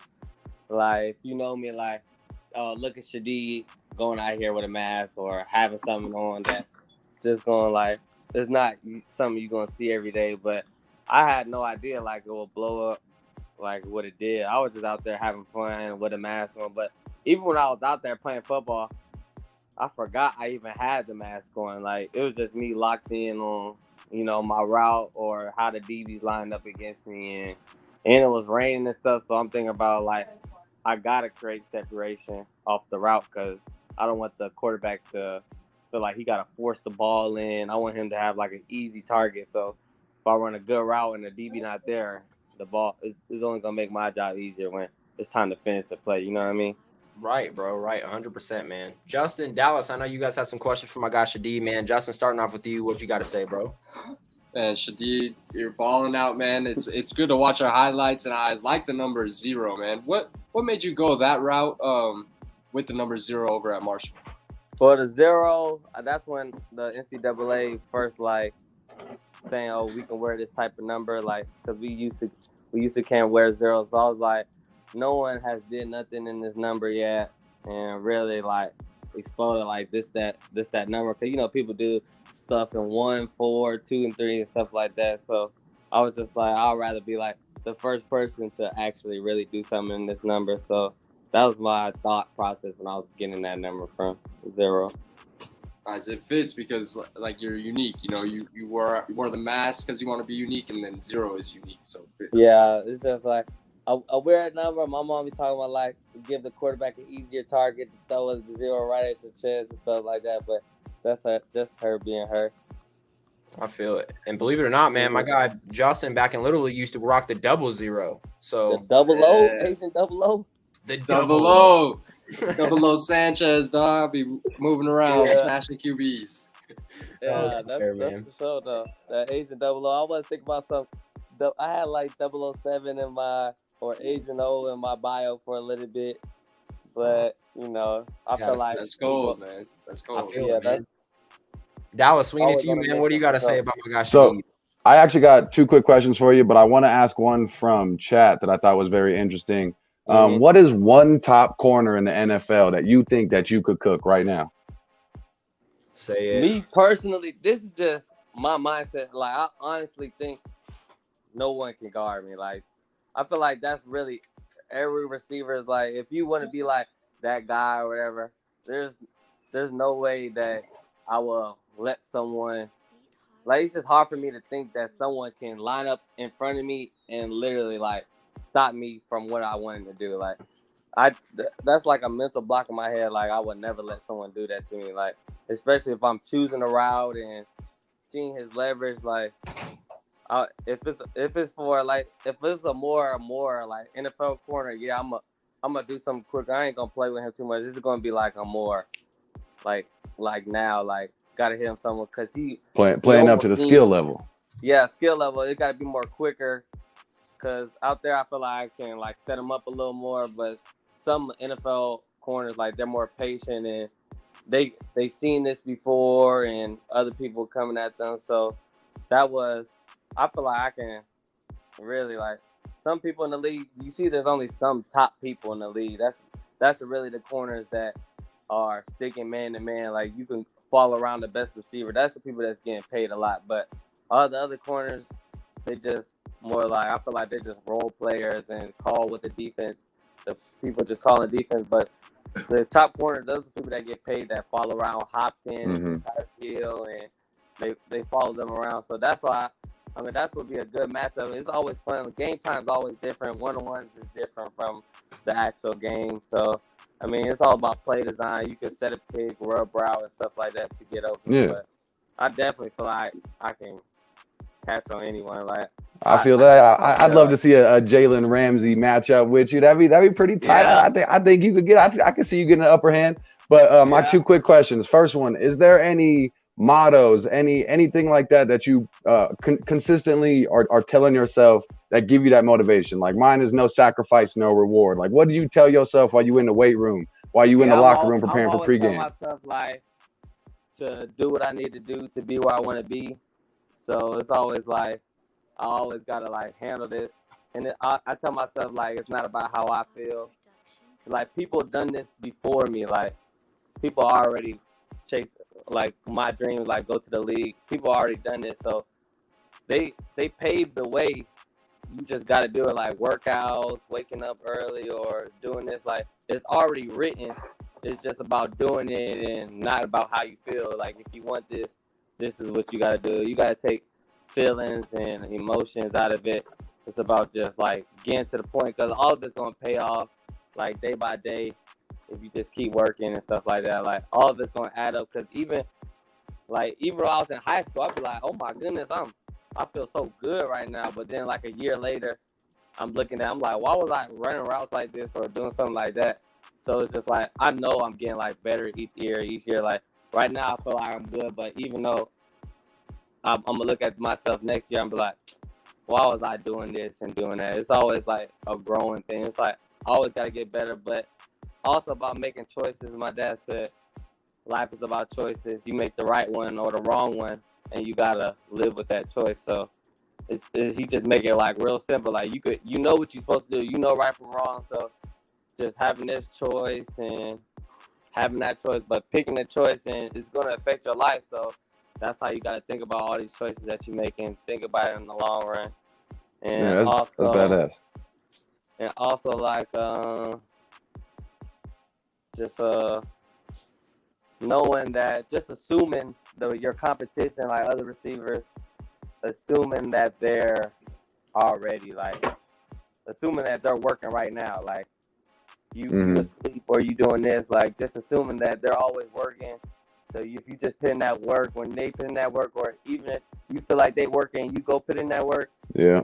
Then you just getting better than them, or simple things like that. Because skill can only take you so long way. Because if you put the hard work and skill together, then I feel like when you put the work in, that's what builds up your confidence. If you just go out there and just relying off your skill, but like if you do this every day, like our practice, like with our coach Huff, like we have like a 250 reps at practice. So you're going to feel good at the practice. I mean, good at the beginning of practice, feeling good and everything. But at the end of practice, you're still going to be tired. But it's just about being consistent and executing. Like, it's all about being consistent. And if you're not doing that consistently, then it's just like it's like fluke. It's like you're not always doing it. It's just like you sparks here and there. But once you get some sparks like each time, and then that's what you build on. I mean, that's how I kind of look at each every day, just try to like do something. 100%. Something's gonna add up, and you're gonna see it here, watching film, like all that. It all goes a long way. It really does.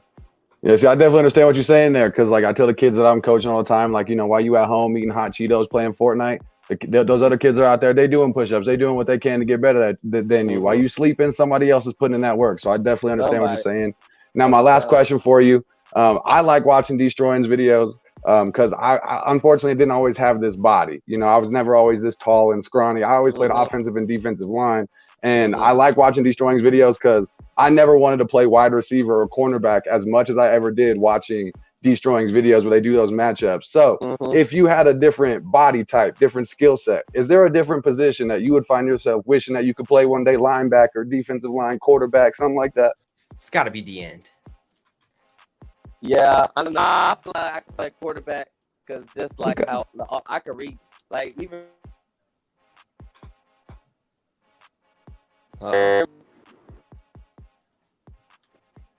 You back? I think we might have lost him. Well, I mean, with him talking about that quarterback, you know, skill set, I'd like to play him as a Madden. You know, let's see what he's got to say about being a quarterback though. Hey, there we go. Shadid back. You're on mute, I think, brother. You might have to leave and rejoin. Yeah, just leave and rejoin. That's all straight. No big deal. My guy Shadid, bro, is a dog. Yeah. We got some good questions coming in chat as well. Yeah, man. I like this question a lot. If you could have one, hands or route running, like what would he choose? You know, I like that. I like that a lot. I personally think as a non-wide receiver, I would go with best route running. You know, if you can get yourself open, you don't have to have the best hands. You don't always got to have to be D-hop. Ooh, okay, Shadid. Try to say something. Let's see if we can hear you. Nothing. Nothing. He's leaving and rejoining. Nothing still. There we go. We're going to leave and rejoin. We're going to get this interview finished, man. We're definitely going to ask him hands or route running. And I like your answer, Dallas. I don't know. I got to ask him what's going on up there in Marshall, man. If they're worth, you know, the money to put down on some parlays this season. No, I'm not going to ask him that. That might get his ass in trouble.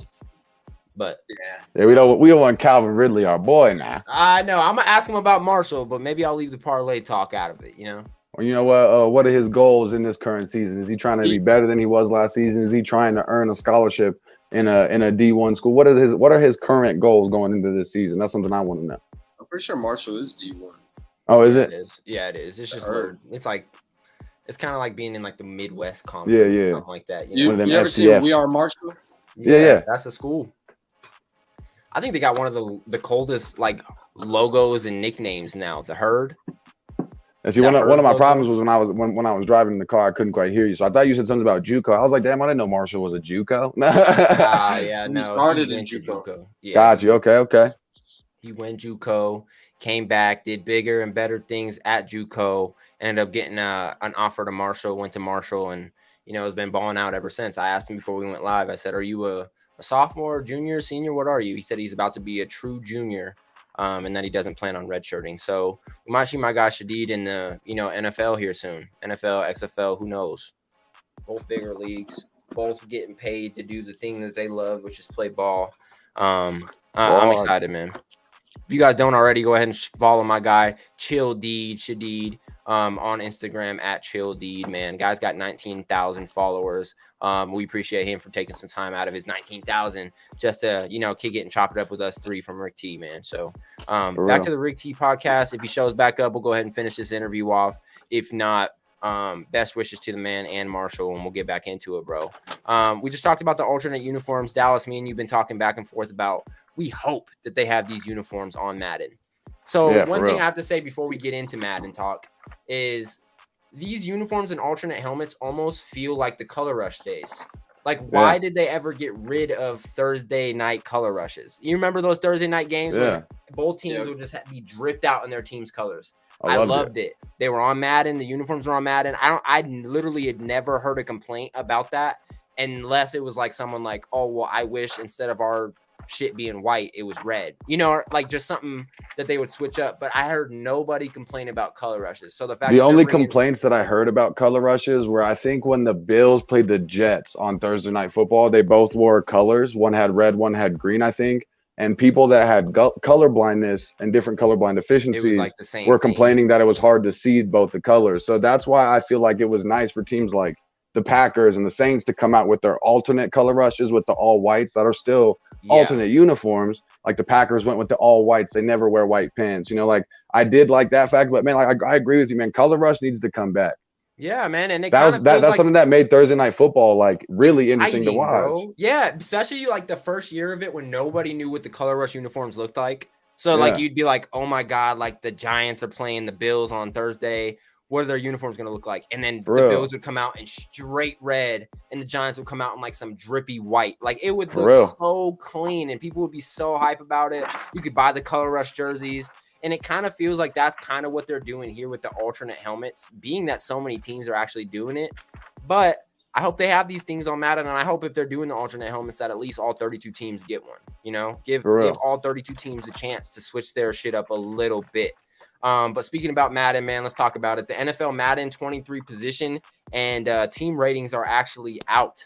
They broke the other day, so let's talk about it, man. I know all of us are avid Madden players, so let's get into it, man.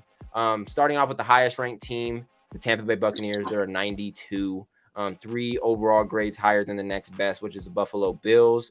At the bottom, the worst team possible in the Madden 23 era is the Houston Texans, followed by the New York Giants and, believe it or not, the Seattle Seahawks, man. And it looks like losing Russell Wilson impacted their Madden rating, surprisingly. So, Justin, starting off with you, man, looking at these overall ratings, what do you think is the biggest snub, and what do you think is the biggest maybe overhyped team in the Madden 23 game?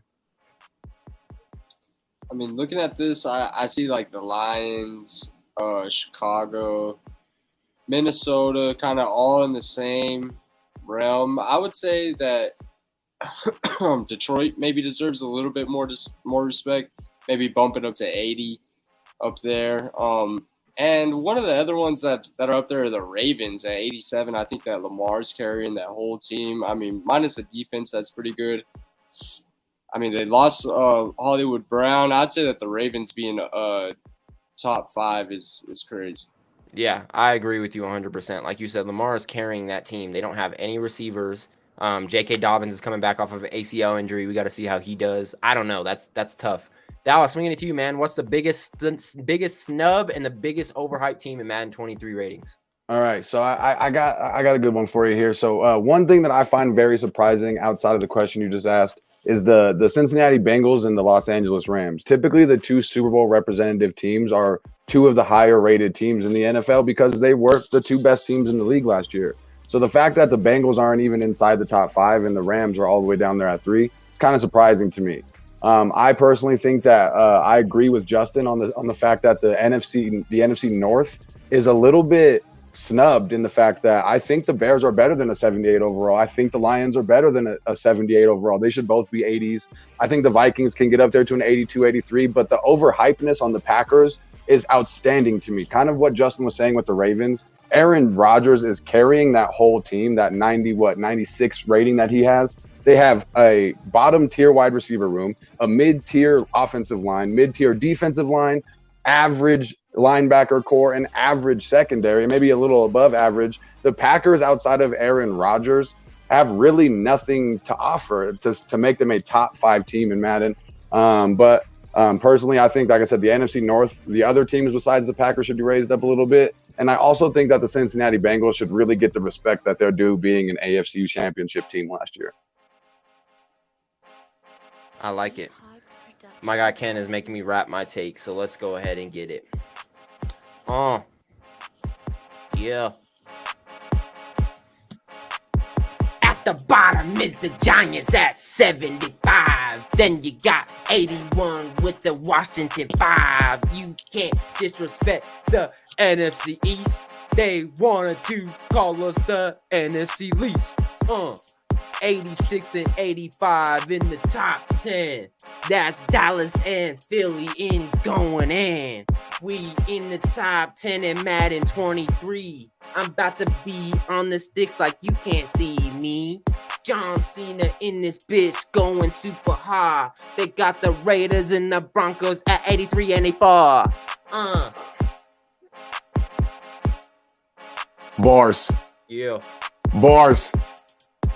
My boy Bars. Bars. I love it. Bars. No, I'm just playing. I had to turn it up for him real quick. Yeah, man. No, but honestly, going back to it real quick, just real quick take on it. Honestly, that what I was saying in my rap, bro, is you can't really call us the NFC least when we have 2 teams in the top 10. A lot of teams don't even have 1 team in the top 10 in their division. So I'm going to say go ahead and put a little bit of respect on the NFC East. Not to say I agree with the ratings, but the way they have it, you got to. But I agree with Justin. The biggest snub is definitely the Lions at 78, bro. They're better than a 78. Come on now. Don't let that record fool you. Don't let it fool you. But let's get into some player ratings, man, shall we? Starting off with the quarterbacks and the running backs, man. And just real quick, again, who's the most overhyped and who's the most snubbed? Starting off with you, Justin. Yeah, let's get into it. Well, similar to kind of how your quarterback, your top 10 quarterback went, I kind of have the same bone to pick with this, as Dak Prescott is a little too high on this list. I don't consider him a top 10, not even on Madden. I think there's a lot of players whose ratings should be higher. For instance, Russell Wilson should honestly be a higher rating on Madden than Dak Prescott. I think that Matt Stafford, coming off of that year that he just had winning the Super Bowl, and being that he's a veteran in the game, should definitely have a higher rating than the 85. Lamar Jackson should maybe even have a 90, considering his speed. And, like we said, they don't really have the targets, but Lamar Jackson himself should probably be a little bit higher. And Tom Brady should be lower, in my opinion. Yes, he is a veteran. Yes, he does have the weapons, and he does have the credentials. But Tom Brady at 97 is just so outrageous, especially when you got like Josh Allen and Patrick Mahomes sit at 95, 92. I feel it. My guy Drunk is saying Christian McCaffrey being in the 90s is fucking criminal. Can't lie, I agree with you. Dallas, swing it to you, man. Quarterbacks, running backs. What do you agree with? What do you disagree with? So I kind of agree with Justin in the fact that I think that Dak Prescott, of course, is a top 10 quarterback, but I do think that he should be under Justin Herbert and Russell Wilson, maybe even under Lamar Jackson, just depending kind of on how the ratings are looking, like with like the throwing accuracy deep and all that kind of stuff like that. However, I do find it that, like, I agree with Justin in the fact that Tom Brady being a 97 is just, it's hard to swallow that Tom Brady's the best quarterback in Madden, because he's the GOAT. He's the best quarterback to ever play football. But to say that he is the best quarterback skill-wise, athleticism-wise, going into this Madden season is just outrageous. What does Tom Brady do better than all of the other quarterbacks? He doesn't have a better deep throwing rating than Patrick Mahomes or Aaron Rodgers. His awareness really just has to be a 99 or 111, something like that. I don't really see Tom Brady having the athletic ability or the skill set that puts him. I mean, I still say he should be a top 5 quarterback, But Tom Brady lives off those dink and dunk passes. I feel like there are a lot better quarterbacks in the league than Tom Brady. It's kind of like in those last NBA 2K games when Michael Jordan was still in the league. Even when he was with the Wizards, he was a 99. That's just giving the GOAT the respect that he's deserved. Now, over on the running backs, I agree with Drunk in the fact that they must have been drunk when they put these running back ratings together. Christian McCaffrey, after 2 seasons of playing, 10 games total over the last 32 games, being a top 3 quarterback, not even a 90 overall, but above a 95, top 3 quarterback, better than Jonathan Taylor, the football god. You're tripping right now. Christian McCaffrey maybe would be in the top 5 right above Alvin Kamara, but I do not think Christian McCaffrey should be a top 3 running back.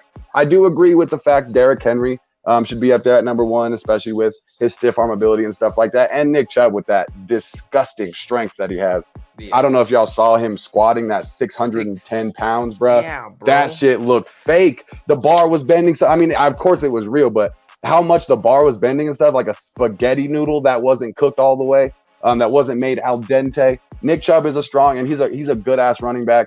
But I really don't find too many issues with that running back rating, like I said, except for Christian McCaffrey being high up there after not really earning it over the last few years just due to injury.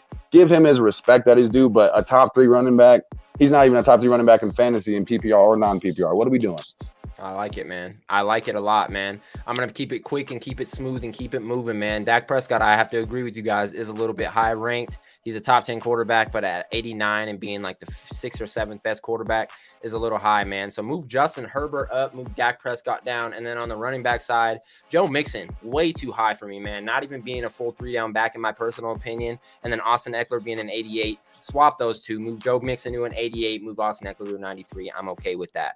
And then keeping it swift, the 99 club, we do have Devontae Adams and big Trent Williams. And then we also have Aaron Donald and D lineman for the Browns, Myles Garrett. Moving through the rankings real quick on those. Devontae Adams is the highest ranked receiver with Amari Cooper at 10. Fred Warner is the highest ranked linebacker with Devin White at 10 at 85. Going on to the offensive lineman, Trent Williams, of course, is the number 1 offensive lineman. And then the top kicker is Justin Tucker. One thing I want to say about the offensive lineman before we move on. Dallas has 2 offensive linemen in the top 4. That's what the fuck I'm talking about, baby. That's what I'm talking about. Maybe a little too high ranked, but I'll take it. And then moving on to the tight ends, obviously Travis Kelce at a 98. It's a little snubbed. I think you could probably give him a 99 and everyone would be all right with it. But followed by George Kittles, Mark Andrews, and Darren Waller. In company with TJ Hawkinson, Kyle Pitts, Gesicki, Goddard, Ertz, and Henry. So let's move on to offensive defensive line. Aaron Donald and Myles Garrett obviously at the top, followed by Cameron Hayward, TJ Watt, Nick Bosa, Vita Vea. And then we got some guys below him as well. Cornerbacks, free safeties, Jalen Ramsey at a 98, Tyrann Mathieu at a 94. Those 2 leading the safety and corner division. And at 10, Jamal Adams with the safeties at 90 and AJ Terrell at an 89 with the cornerback division, man. Madden 23 is going to be a banger. I like it. So real quick, I got a couple of small issues with what you put up there. I love the fact that Trent Williams and the offensive linemen are finally getting their due. Offensive linemen don't get the credit that they deserve. Matt Ferracci knows what I'm talking about. I played next to him in the trenches for like a decade. I'm talking about offensive linemen never get the attention and the credit that they deserve. And the fact that Trent Williams is an offensive lineman and is getting into that 99 club for the first time ever as an offensive lineman is pretty special. I do have an issue with the fact that Quentin Nelson, the best inside offensive lineman in the entire NFL, is not at least the number 2 offensive lineman in the league and at least close to a 99. He may not be at 99 yet, but I mean, Quentin Nelson is probably one of the best, if not the best offensive lineman in the league. And he's the best inside offensive lineman in the league. Now, I do like the fact that the Colts have Stephon Gilmore now, who's a top 5 cornerback in Madden, and Kenny Moore, who is been rated by by Pro Football Focus and the NFL players as well as the best slot cornerback in the NFL. He's got to be close there, maybe the top 15, top 20. Well, where's my guy Diggs at? Where's my guy Diggs? I mean, Trey Diggs, he's definitely got to be up there as well. That's what I'm saying. Like, Trey Diggs is definitely going to be up there in that top 15, top 20. The cornerbacks are kind of harder to rate at the current moment in Madden, especially with how the game has gone more towards offense. However, like I said, those are my 2 biggest issues. The one with Trent Williams not making it, and the fact that I haven't mentioned this yet. The fact that Darius Leonard, bruh, don't make me go off on a maniac like this, bro. Darius Leonard, no player in the NFL has created 10 sacks and 10 interceptions in their entire career over their first 3 seasons, like Darius Leonard has. You look at the turnover numbers Darius Leonard creates. You look at the pressure Darius Leonard creates. This is his first time getting at least a 90 overall in Madden. The fact that the Maniac, one of the top 3 linebackers in the league, is not over a 90 overall is absolutely disrespectful. The unmitigated gall of the creators of Madden to not give the respect that the Maniac is due. Hey, and I just got a report this morning that the Colts placed Darius Leonard on the PUP list. Hey, that's just for training camp. He had a lot of ankle issues going into the beginning of the year. That's why he got off to a slow start. But you still look at the fact that how many times did you see Darius Leonard, Floyd Mayweather, Mike Tyson punch the ball out of somebody's hands that they didn't even see it coming multiple times in the game and at least once every week? If you ever watch an Indianapolis Colts game, which I doubt any of y'all do, Darius Leonard is all around the field. He's on every single play. Boy, I can't say enough about Darius Leonard. Y'all already know how I feel. Let me stop myself. Let me stop yelling at y'all. I'm loving the passion, bro. I'm loving it. Madden 23 is going to be a fucking movie, baby. I do like what Matt Faraci said there. By the time he retires, he might be the best interior offensive line of all time. Talking about Quentin Nelson. That boy is different. He's built different. And I love me some Quentin Nelson. He said Dallas is hella biased. He hella is, man, but he keeps it facts. I keep it facts, man. I'm talking about, I can say Fred Warner. I'd give him the edge over Darius Leonard. Bobby Wagner, it's an argument for me between Bobby Wagner and Darius Leonard right now. But Bobby Wagner has been there for a long time. He's a vet. He's not going to be there for much longer. But Darius Leonard really needs to be a top 3 linebacker. I agree Micah Parsons should be up there as well, but he's not quite as good as Darius at the current moment. I agree, man. Moving off of Madden, man, real quick, training camp dates and locations, because I know a lot of people are interested in when their team is getting started, when their team is getting started and getting ready for the season. Starting off with the AFC North, man. Ravens starting the rookies on the 19th, and then veterans on the 26th. Bengals, rookies on the 23rd, veterans on the 26th. Browns, rookies on the 22nd, veterans on the 26th. And then along with the Steelers, their rookies and vets are pulling up on the 26th. Going down to the AFC South, Texans, rookies 24th, veterans 26th. Colts, rookies 23rd, which is actually yesterday, and then veterans 26th. We got the Jaguars 24th, and then veterans 24th. Both groups pulling up today. And then we have the Tennessee Titans, the rookies pulling up on the 23rd, and then veterans pulling up on the 26th. Moving over to the AFC East, we have the Bills. They have rookies on the 18th, veterans on the 23rd. Dolphins, rookies on the 19th, veterans on the 26th. Patriots, rookies on the 19th, veterans on the 26th, along with the Jets, rookies on the 19th, veterans on the 26th as well. Last AFC division, the AFC West, the Broncos, their rookies are pulling up on the 26th, along with their veterans. The Chiefs, the rookies are going to camp on the 22nd, along with their veterans on the 26th. We have the LA Chargers, rookies pulling up on the 19th, while veterans are showing up on the 26th. And then we have the Las Vegas Raiders. They showed up a little early due to the fact that they were playing in the Hall of Fame game earlier than everybody. So their rookies got there on the 18th, and then their veterans got there on the 20th. Moving over to the NFC side, the NFC North, the Bears, rookies going there on the 23rd and veterans on the 26th, along with the Lions, 23rd and 26th. The Green Bay Packers, rookies going there on the 22nd and veterans on the 26th. And then we have the Vikings, rookies pulling up to minicamp on the 24th, while veterans on the 26th. NFC South, we have the Atlanta Falcons, rookies got there on the 19th, veterans get there on the 26th. We have the Carolina Panthers, rookies get there on the 26th, along with the veterans. The New Orleans Saints, rookies get there on the 19th, with the veterans pulling up on the 26th. And then we have the Tampa Bay Buccaneers, with the rookies getting there on the 23rd, 3 days before their veterans on the 26th. NFC East, with my Cowboys showing rookies up and veterans on the 26th. Washington Commanders, all on the 26th. Philadelphia Eagles, all on the 26th. And then the New York Giants, with their rookies showing up on the 19th and veterans pulling up on the 26th. And then the last division, the NFC West, we have the Arizona Cardinals with their rookies getting there on the 21st, veterans on the 26th. LA Rams, 23rd and 23rd. We have the San Francisco 49ers with both groups pulling up on the 26th, along with the the fucking Seattle Seahawks. Don't know why I almost called them Philly. Seattle Seahawks, both groups pulling up on the 26th as well. So just wanted to let everybody know where the training camp dates and locations were, just in case you didn't know where your team was or where they were pulling up or what days they were pulling up, man. So before we get on out of here, man, I want to remind everybody to go follow our social media on YouTube. We also have our Twitter and our Instagram. Go ahead and shoot us a follow. But let's go ahead and end the show out with a little bit of breaking bread as we do every single week. Let's make you guys some money. Here comes the money. Here we go. Money talk. Here comes the money. Money, money, money. Dollar, dollar. Dollar, dollar. Cheating, bling, bling, cut the chatter. You ain't talking money. So breaking bread, I personally didn't have anything. I've been telling you guys for a couple weeks that I'm not betting until college football rolls around, the NFL season rolls around. But Justin sent me a fat parlay. And let me not lie, Justin's been on a heater. Man. So if you guys want some money, this might be a parlay you guys want to follow, and go ahead and follow along, my guy. So Justin, go ahead and explain it. Yeah, man. So right here, I went ahead and took Ian Anderson over 5.5 strikeouts and the Braves to win. Nestor Cortez over 5.5 strikeouts, New York Yankees to win.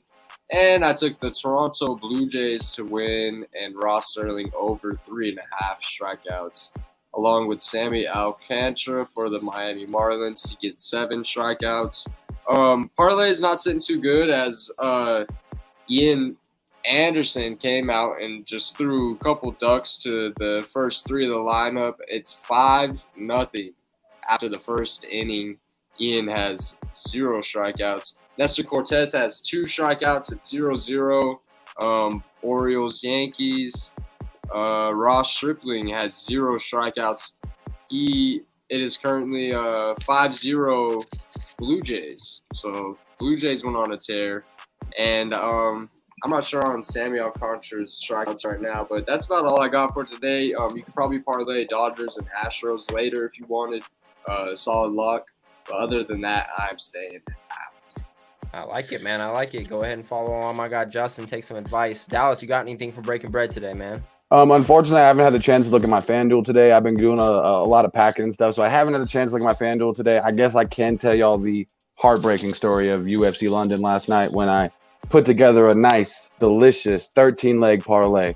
Watching through the prelims, that's 1 check mark. That's 2 check marks. We get all the way down to the main event of the evening. I've picked every fight correctly at this point. We're looking at $135 off of $1 that I picked here.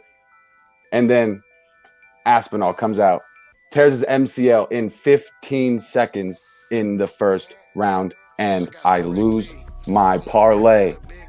I would be okay if Aspinall got knocked out. I'd be okay if Aspinall got choked to sleep. But he tore his MCL off a leg kick 15 seconds into the fight. I did everything so well. Nobody was happy. I was on the underdog there, man. I was Curtis Blades out. I was like, come on, Curtis. Oh, see, I had a parlay in with Curtis Blades, like just on the main card, but my entire 13 leg parlay actually had all the bets on it, and I went Aspinall. Man, that one hurt. That one hurt for sure. That's tough, bro. That's tough, man. We appreciate everybody for tuning in today, July 24th, 2022, for Rick T Sundays, man, here on the Rick T Podcast. Sunday check-in. Like I said, sports are around the corner. NFL, NBA, NHL, any sport that you can think of. We're going to be covering here on the Rick T platform. And we're going to keep the interviews coming. The Shadid Muhammad interview went good. Little rougher than it could have with connection. But we plan on having that guy back on throughout the season and kind of getting updates from him, man. But again, we appreciate all you guys for tuning in on Rick T Sunday, man. We appreciate you guys more than you guys know. Big hugs, little kisses. You guys got anything to say before we bounce on out of here? And peace out. Happy Sunday. Enjoy your day. Hey, happy Sunday. Make sure you check out the Huddle Chat Sports Fantasy Football Huddle so you can make sure you get all that fantasy advice that you need to get the upper hand on those other idiots in your league. And everybody put out those positive vibes in the world. You get into the world what you put out. So make sure you're nice to everybody. Be kind in all your interactions because that will come back to you for sure. Yes, sir, man. Thank you guys for tuning in to the Rick T Podcast. Like I said, we'll see you guys next Sunday. And also, real quick, anybody, if you got any topics or any specific players you want us to talk about, drop it in the comments. Hit us up on Twitter. You might even get featured on the episode for bringing up such a good topic. Make sure you get us that interaction throughout the week. Follow us on the Rick T platform on Twitter. Follow us on YouTube. Make sure you're getting all those updates from the Rick T platform, because especially with all these NFL, NBA, NHL coming back around the corner, we're going to be coming out with all kind of content hot and ready like a Little Caesars pizza. So make sure you don't miss a piece of it. Follow us on the socials at Rick T platform. I already know, man. Rick T, we out.